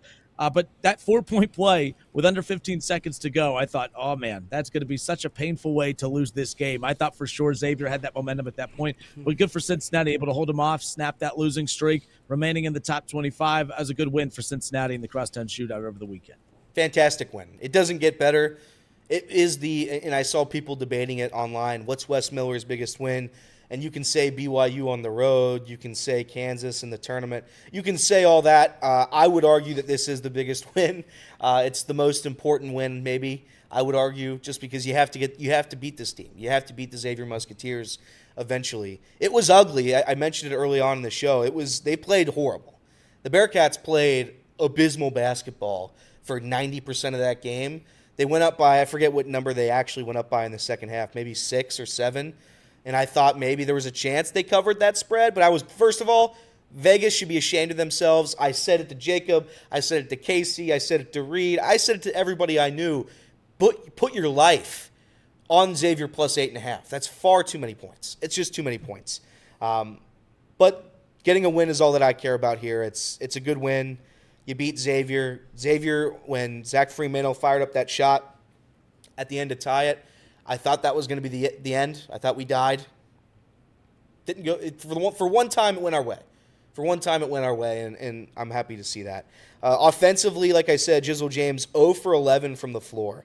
0 for 11 from the floor. There was one point during the second half where Jizzle, Dan Skillings, and CMOS, I want to say were combined like 2 for 25, somewhere around that ballpark. And it just, when your best players don't show up, don't contribute, there's a 0.0% chance you win games. I don't know how they managed to win this game. And again, like I said earlier, it's a testament to how good this roster is. Because if you play as bad as you played, and you were never really out of that game, that's a testament to how good of a team you've got. And Xavier went up by 7 at the under 8, and I thought, man, it's just going to be one of those games again. They just can't beat Xavier. But they fought, and they fought, and they fought. And it was good enough to get the job. Again, free throws kind of kept UC in it. 73%, probably the best free throw shooting percentage game we'll have all season long. But yeah, good for us, man. I get the old monkey off the back. Yeah, and you learn a lot. You learn about your team, just like especially in those situations, and you've been holding off a team all game. And then you hit that 4-point play, that momentum swinging type play. And it's like at that point, now you're not playing to close them out to win. At times you feel like, oh, man, they're just playing to not lose this game. And when you play tense and tight like that, that's when I get nervous for teams, especially in basketball at that point. And it was nice to see Cincinnati come out and hold Xavier off. Look, and I know Cincinnati fans haven't felt good about their last couple of wins. I mean, look, they're 8-1 now. With the vibe of talking to Bearcat fans over the last week and a half, it's like, man, I thought they lost a couple games. No, you just very similar to what we've talked about with the Bengals today, winning games, but you just don't feel good about any of those wins. And that's kind of how it's been with the Bearcats coming out with some of these wins against teams that they probably should have won in more definitive fashion. Not saying you should have won with more definitive fashion against Xavier. You feel good about that win. You know that's going to be an ugly win. It's just another ugly game, and that's why you're questioning Cincinnati. At what point are you going to come out and just look smooth across the board from tip-off until the end? You haven't had that in quite a few games. I don't know if you're going to have that against Dayton either. They got a big one against Dayton coming up this weekend. As you guys talked about, Dayton is probably going to crack the top 25. When does the AP come out with basketball, Elliot? Is it today Tuesday. or tomorrow? I think it's Tuesday, right? I'm pretty sure it's Tuesday.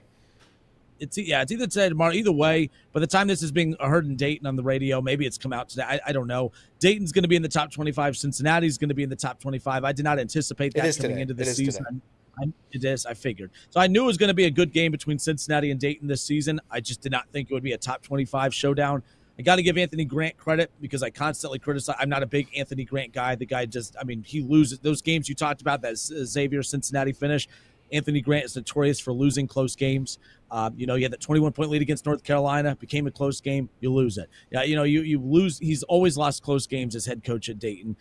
You know, good record where they blow teams out, as most teams are. In close games, he's not very good, but to his credit, they won a big one over the weekend against Marquette. They were down double digits at halftime. I've said this about Dayton. The best team they've had at Dayton in my lifetime is obviously that 2020 team with Obi Toppin. You had a superstar player with a very good team around him. Yeah, Obi Toppin. Shout out to Obi. But in the teams after that, they've had more talented teams than that 20 team, but they weren't very good teams. They've had Tumani Kamara, who's in the NBA with the Trailblazers. They obviously had Deron Holmes. I'm a big fan of Deron. Deron, unfortunately, had a season-ending injury during preseason. But those have been way more talented teams. This team is not super talented as far as NBA guys all up and down the roster like Dayton has had in recent years. But recent seasons have had NBA guys on the roster, and they have nothing to show for it. Now you have guys that are just playing good team basketball. This might be the best team Dayton has had since 20, and I'm excited for this matchup with Cincinnati because Dayton just looks like I mean, there's not one guy that you have to game plan for. They have 5 guys that could put up double digits on you at any given moment, in any given game. I'm excited for this matchup with Cincinnati coming up this weekend. Dayton's good, man. Dayton has 2 losses, 2-point loss to UNC. As you mentioned, they lost to who was it, Iowa State by 5.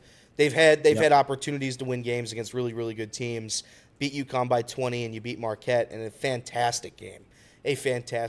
So the issue is with that, unfortunately, is it's that trash arena that is Heritage Bank Center. So it's usually a stiff rim.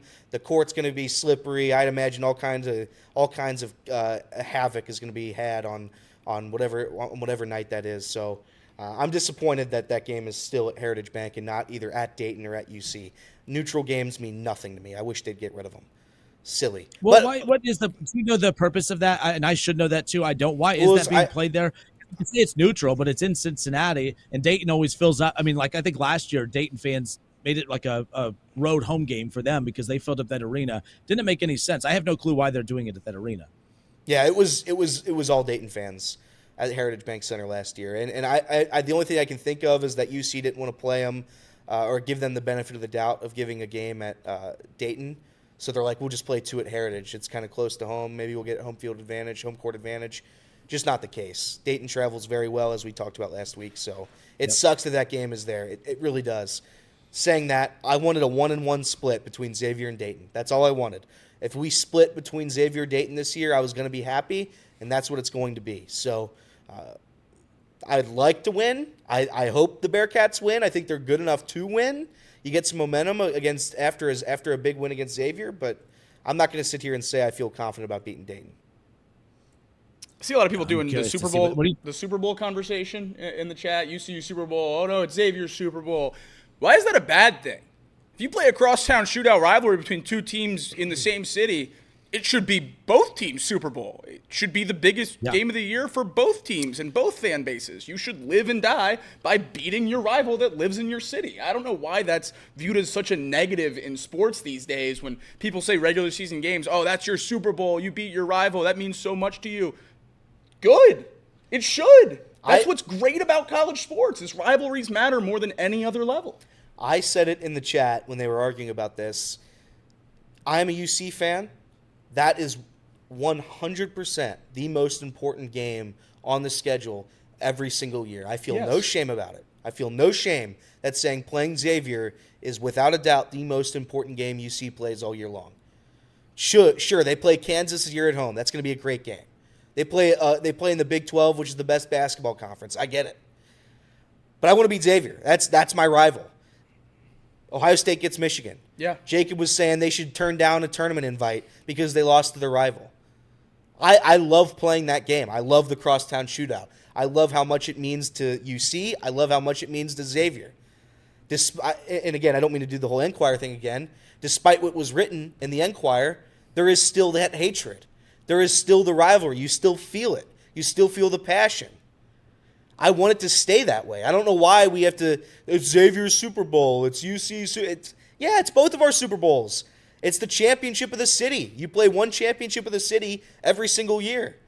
Xavier had won it 5 times in a row. I don't like to lose it. I don't want to lose it 6 times in a row. Winning that game meant a lot. It meant a lot. As ugly as they played, nothing else mattered. I think you saw the Wes Miller postgame speech, I imagine, on Twitter. But it was like, you guys couldn't make a basket. You couldn't shoot a free throw. You couldn't do anything. No layups, no dunks. You couldn't do anything right. You still win. That's what a good team does. They find good ways to win in games like that. So yeah, I'm very excited for the win. I don't know why everybody has to say it's this team's Super Bowl, that team's Super Bowl. The game doesn't mean anything to us. Big brother, little brother.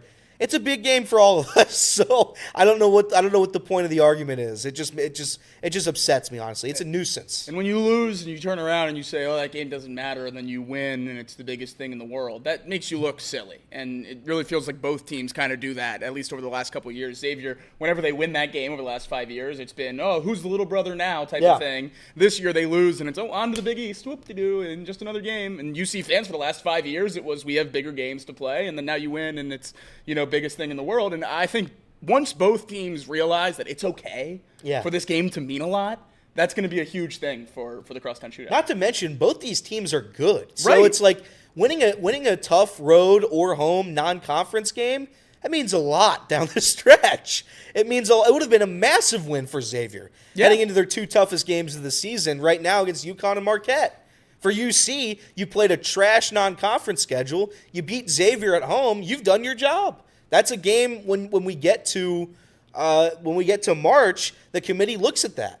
That's why beating Xavier and Dayton is so crucial for the Bearcats, because the Big 12 is a gauntlet. If you're able to somehow survive at 500, maybe give or take a game, then you're going to be in the tournament because you win a game like Xavier at home. That's a massive game. Yeah, and the other thing too, I heard you guys' show on Friday when talking about, the rivalry, the hatred's gone, this, that, and the other.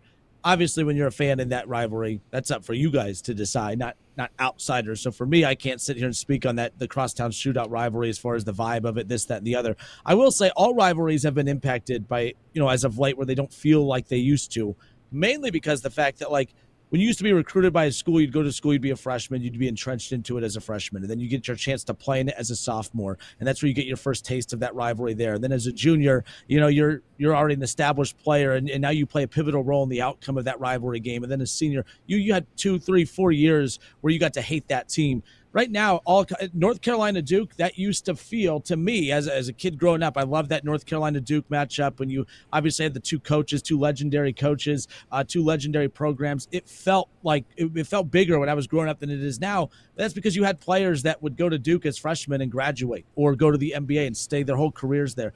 You have so much player movement now, so many one and dones, that maybe it doesn't feel as special just because the player movement, they move so much that there's just, you don't get to, have that attachment to those players or have memories of, oh man, he's a junior. Remember that year in his freshman year when he hit the game winner against that team? And remember when he got in that fight his sophomore year, man, he hates this team.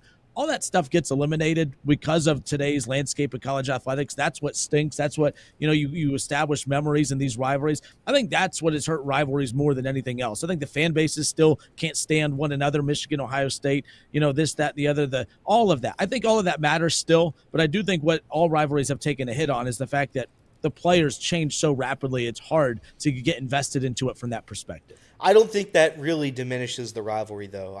That's how college sports is, but everybody who transfers into UC, who transfers into Xavier, they know how important that game is. They do. Mm-hmm. And one of the cool parts yesterday, and that's from me, a UC fan, Zach Fremantle's been there for 6 years. He's been at Xavier for 6 years. He was undefeated. He didn't play in all the games, but he had never lost. He'd never seen one of his Xavier teams lose. Yep. And that stuff's cool. Like, everybody gets it. Like, Dylan Mitchell transfers here, he gets it. Everyone gets it. And I think guys who, they'll transfer to Ohio State. Will Howard transferred into Ohio State. He got it. He lost, but he got it. So I think that... I think he said the right things. I don't think he got it. Because what he got was reality check on game day. That might be true. But no, what he got was a concussion, realistic. Yeah. I will say this. The only negative I have from that game on Saturday whoever was responsible, and I was listening to Chatterbox Bearcats, and they made the same point. Whoever was responsible for putting that game on ESPN Plus should be ashamed of themselves. Having the issues that it had in the first, 25, 35, 45 minutes, and it still never really got fixed, they should be ashamed of themselves. It's one of the best games in college basketball. There was a 50-point victory on ESPN live.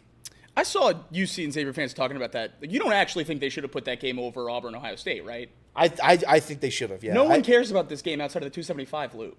Yeah, but I also don't think anybody really cares about Ohio State basketball. Auburn's the number 3 ranked team in the country. I'm not talking about Ohio State. Sure, but do you want to see the number 2 team in the country destroy Ohio State, Yes. which is not what happened. But granted, I don't want to see that. Well, right, because you live in Cincinnati. I think if you talk to people around the country, you'd rather see a marquee game between a Big Ten team and the top 5 team in the country. UCF Tulsa was on ESPN2. Is ESPN2 that much different than ESPN Plus? ESPN2 is on cable. Yeah, it's a massive difference. If you're on cable, Relatively similar viewership numbers, I would assume. Doesn't matter. Maybe. I would say I would bet a large sum of money there would be more people watching UC Xavier if it was live on national television. It would just be a hunch for me, but that's what I at least think. That's at least what I would assume of. ESPN2 and ESPN Plus get relatively similar numbers. We'll see. I would say not. My dad didn't know how to turn on the game. My grandparents didn't know how to turn on the game. They had always watched in the past. So I think there are more people like my dad out there than not. So I'd imagine this ESPN Plus thing was because they don't respect UC, and that's fine. UC hasn't given them a ton to show for the past 6-7 years, so I get it. But UC Xavier not being on cable, whether that be the local providers, whether that be ESPN, whoever's decision that was, whoever was responsible for it, they should be ashamed of themselves. ESPN Plus is a garbage platform, absolutely terrible. The broadcasting's not as good. The cameras aren't as good. The quality isn't as good. ESPN Plus stinks. The fact that UC has to play games on ESPN Plus sucks, but that's the way the world is. So I'm not going to sit here and complain about it too much. I will just say, biggest game on the schedule for both these teams gets put behind a paywall, ESPN Plus. That's terrible. All right. Well, I know we got the Heisman stuff we'll get to. We'll get to that in our post-radio segment. I want to step away for a few moments. When we come back, we'll wrap this up. When we come back, Dayton, Cincinnati this weekend. Is it the battle for the best team in Ohio? Is that really what this is coming down to? Coming up this weekend, a potential top 25 showdown. The winner, the best team in the state of Ohio. We'll talk about that when we come back.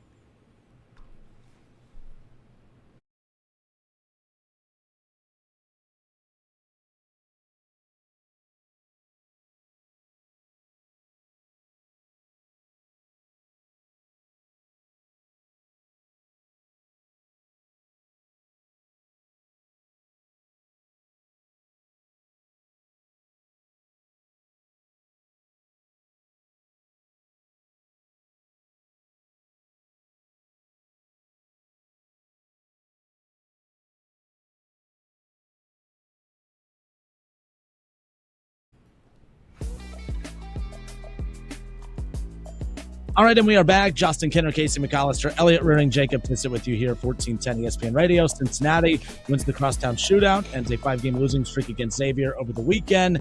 They will remain in the top 25, and now they'll turn their attention towards another rival here in the state of Ohio, the Dayton Flyers, who probably and will crack the top 25 this week to set up a top 25 showdown this weekend. And, Xavier, very good basketball program, no doubt about it. Very good team this year, no doubt about it. We saw that on display over the weekend. Cincinnati came out on top. Dayton has been very impressive. There was a lot of people doubting Dayton coming into this season because, you lose DeRon Holmes. You didn't make a lot of noise in the transfer portal. You didn't add any splash players. Zed Key I was a fan of out of Ohio State, but I wasn't sure how much of an impact guy he would be. But they've gelled very well. They were on full display at Maui, nearly beat North Carolina, nearly beat Iowa State. They took care of business against back-to-back defending national champion UConn. And then they get a win over the weekend against number 6 Marquette. And now another top 25 showdown. This will be the Flyers' 5th top 25 showdown here in the first month and a month and a half of the season. They're definitely battle-tested and ready to go for A-10 play, but they have Cincinnati coming up this weekend. Cincinnati has been very good this season, 8-1 on the year. Elliot, when Dayton and Cincinnati play in their top 25 showdown in Cincinnati this weekend, this is the battle for the number one. This is the battle for the top Ohio team in college basketball, correct? Like the winner will be viewed as the best team in college basketball in the state of Ohio, right? 100%. 100%. Dayton's really good, and Dayton's a tough team, especially in a neutral court. I don't love this matchup at all. We'll see what happens. I'd imagine it's going to be down to the wire, ugly basketball. I would predict not really a high-scoring game just because of the rims are always a factor once we get to Heritage Bank Center. It's always a story. I'm going to say that the Bearcats win this game, and I think they're going to be the best team in Ohio. I think the Bearcats beat Dayton, a ranked team, and they will be the number one team in Ohio. For the first time in a long time. For the first time in maybe, 10 years? I don't know how many years it's been. But we would be the kings of the state, at least for right now. What do you think the line's going to be? Cincinnati minus or Dayton minus? Who do you think's favored? Ooh. I mean, if UC was getting 8.5 against Xavier, they're going to be favored. I'd imagine UC's favored by 2.5, 3.5. Yeah, I think it'll be a close. So I by think that it'll be. math, and you were 3 points off for Xavier, so it'll be 5.5-point favorites? Probably, yeah. We'll see. Yeah, I've doubted Dayton all season, but you can't. They've literally played 4 top 25 matchups, and they've taken care of business in all of them. Not obviously results-wise, win losses, all that matters. But Dayton all season has looked like they belong on the floor with every top 25 team that they've played. Hell, forget top 25, top 10. Every team that they've played that's ranked has been in the top 10 or top 11 this season, and they look like they belong. So I'm excited for this one with Cincinnati. Because Cincinnati's on the road, I think they will be favored. I think it'll be a 2.5, 3.5 point line for Cincy, but I'm excited for that one. But that wraps it up for us on the radio side. And until tomorrow, this has been Off the Bench, presented by United Dairy Farmers.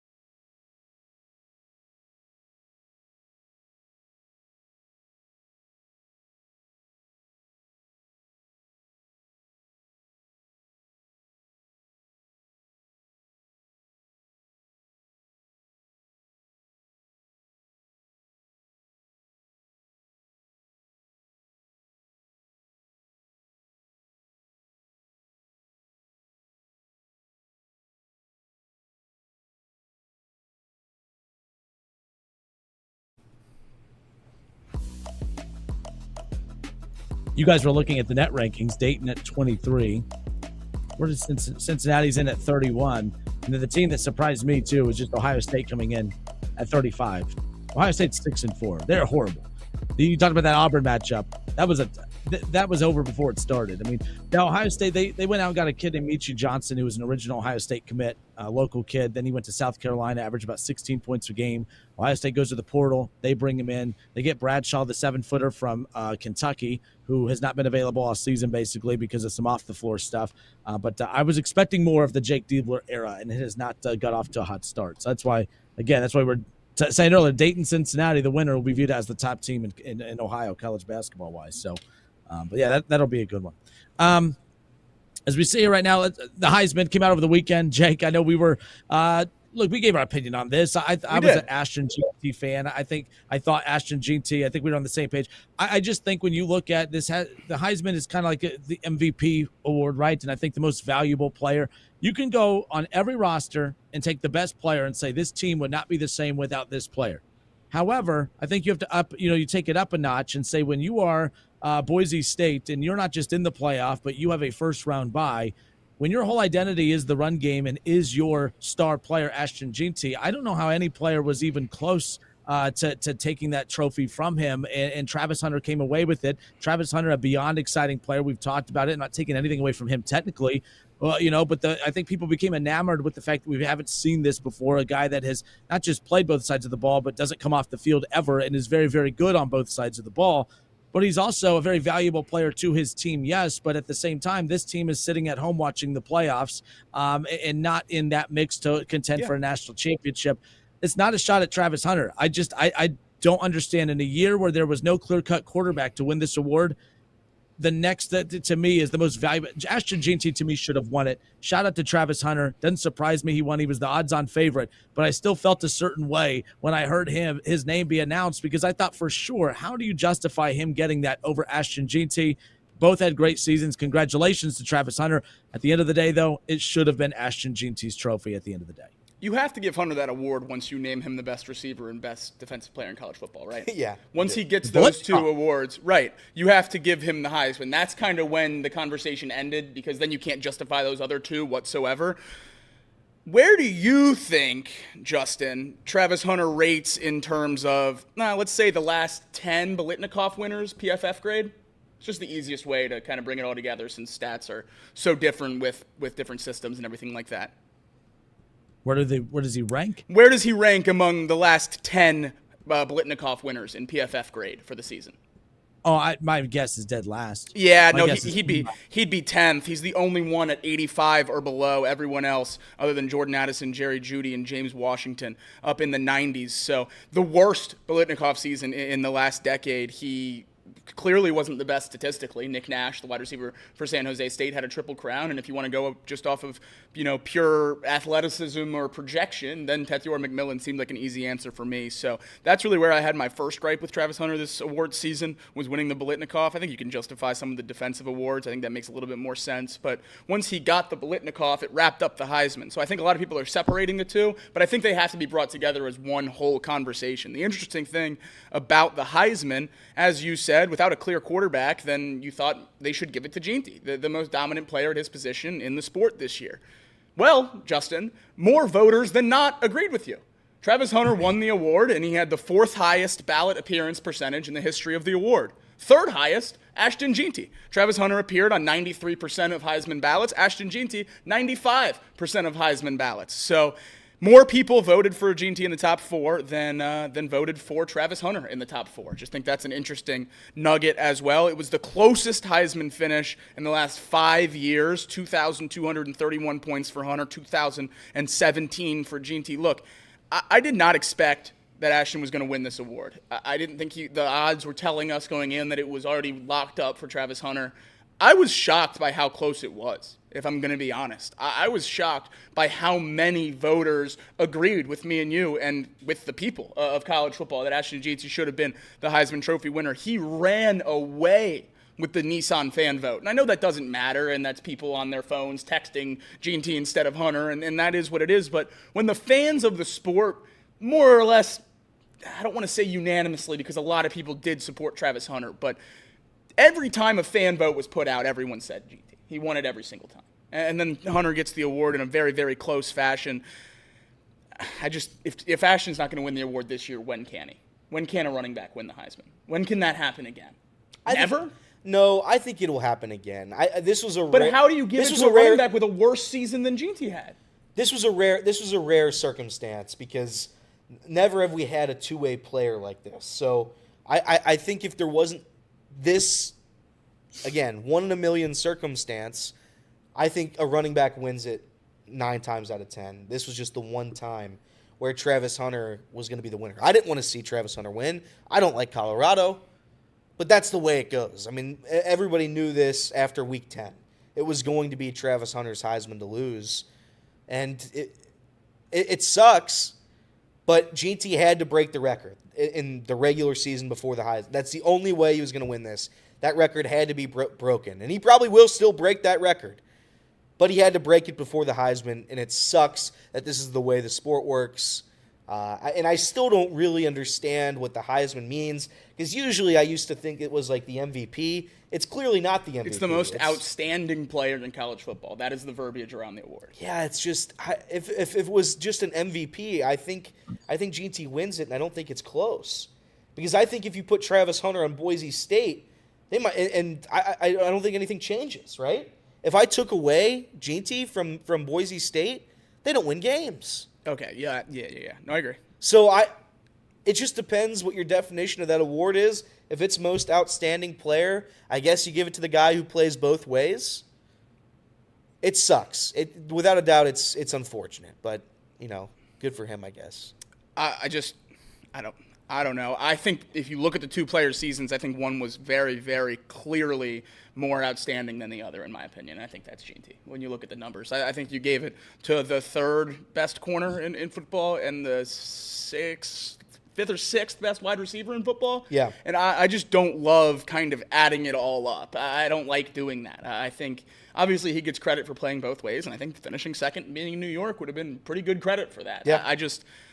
I think if you're going to say G&T has to win or has to break Barry Sanders' record in order to win the Heisman, I think it's fair to then say I think Travis Hunter should have had to lead Colorado to the playoffs to win the Heisman. And they had that opportunity, and they choked it at the end of the season. I think if both teams were in the playoffs, I don't necessarily have as big of a problem with Hunter getting it.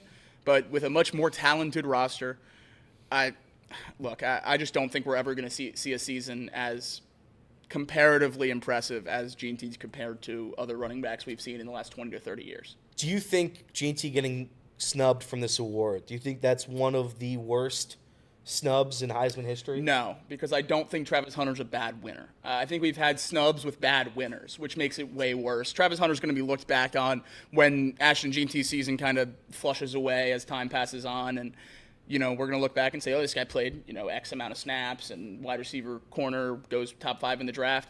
People are going to be talking about this as a really electric Heisman winner, and it's going to be a decent winner for the history of the sport. We're going to look back on it as a good one, but I think we're losing a historical season by not giving the award to G&T.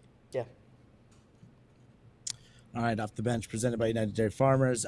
Yeah, and that's the thing too. Like Travis Hunter, good friend. By the way, did you see all the fallout with the girlfriend situation? Like there's I did see that. videos.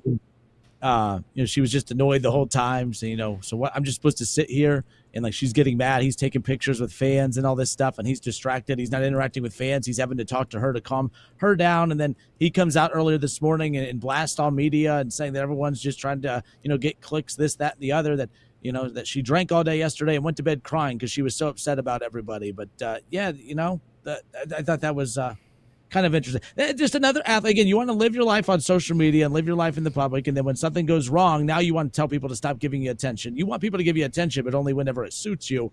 But yeah, I thought it was a bad look for him yesterday. But I don't know if you're allowed to bash people's girlfriends. I don't know. Yeah, I'm not going to do it. I'll just say no comment.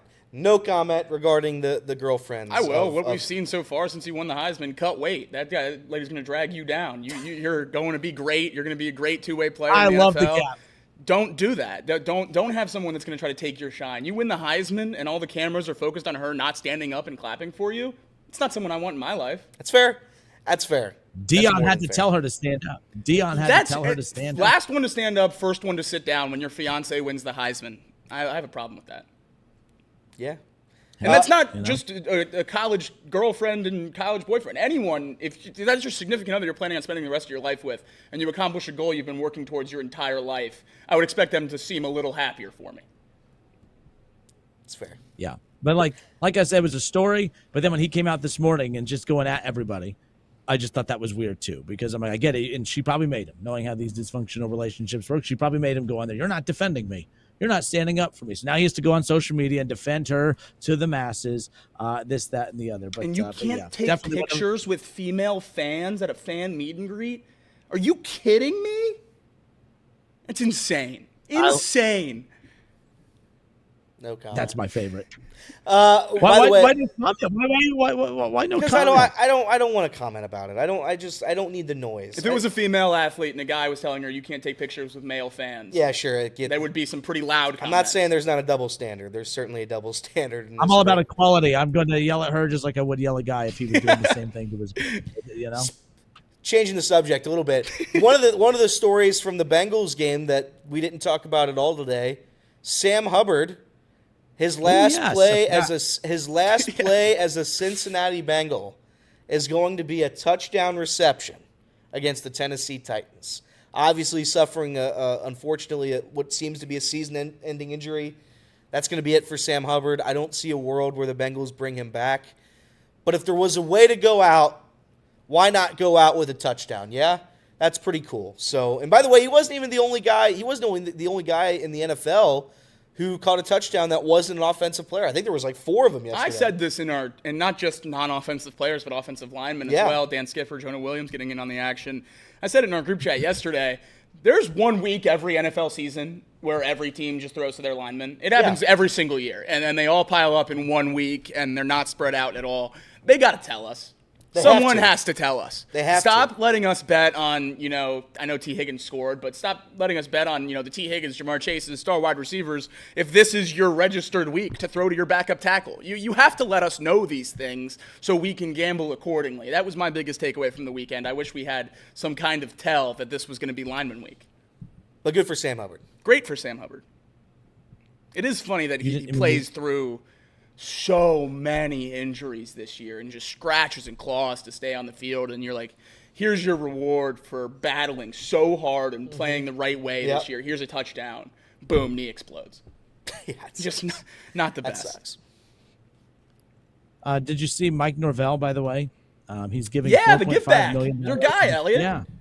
Your guy, Mike Norvell, Florida State's coach. Oh. He's just giving his salary back because they stink. Damn. Just giving it Hey, back. last time this Damn. this happened to Harbaugh. This happened to Harbaugh. This did happen to not long ago. Harbaugh. Florida State should have made it. Worked out pretty good for him. Florida State should have made it. We've had a lot of big quarterback news in college football today. I can just touch on before we get out of here. Drew Aller, Penn State's quarterback, announced that he's coming back for next season. People were wondering if maybe a good playoff run could send him to the draft. I think he was a top 5 or 6 quarterback in this draft class. I think he has a chance to really fly up boards going into next year. He's an exciting player. I think he's the best quarterback in this playoff for sure. And we'll see what he can do next year. It's worrisome to me because they're losing all their receivers and Tyler Warren. Yeah. It reminds me a lot of what happened in Georgia this year with Carson Beck coming back as one of the top quarterbacks in the draft class, putting up a stinker with not much help on the offense and falling down boards. A little bit worried about that for Aller, but if he takes a step like he did from last year to this year, from this year to next year, we're talking about 1-1 in next year's draft. And then John Mateer, Washington State's quarterback, entered the transfer portal as well. He was deciding whether or not to come back to Washington State. Wazoo's OC, Ben Arbuckle, took the offensive coordinator job at Oklahoma. So it seems like Mateer's going to follow him. Oklahoma has their quarterback for next season after Jackson Arnold went to Auburn. Auburn going with their model of hope one of the quarterbacks that beat Alabama in the prior season enters the portal and then recruit him. Doing that again, going to get Jackson Arnold. They went and got Zach Calzada a few years ago after A&M beat Alabama, and then he transferred to Incarnate Word. Absolute stinker there. But Incarnate Word. Yeah, D2. He just lost over the weekend to South Dakota, I believe. Damn. Yeah, but big quarterback news in the transfer portal. Getting interesting. Top receiver in the transfer portal. We talked about him as a potential Ohio State target from Texas Tech. Micah Hudson committed to A&M. I just don't understand why these top players keep going to Texas A&M. We saw that #1 recruiting class come in when NIL was introduced, and then they've all transferred out or been benched since then. So I don't know why these top recruits keep going to A&M. I guess the money is just the end-all, be-all because they've proven time and time again they can't, develop players. Yeah. Amazing how that works. Dude, perfect. Money. Yeah. Money. It's all about that moolah. All right. Well, that wraps it up for us today. We'll do it again tomorrow. I think I might come hang out with you guys tomorrow. I might actually be in the studio tomorrow. Why not? Please. Let's just have it, But that wraps it up till tomorrow. Off the Bench, presented by United Dairy Farmers.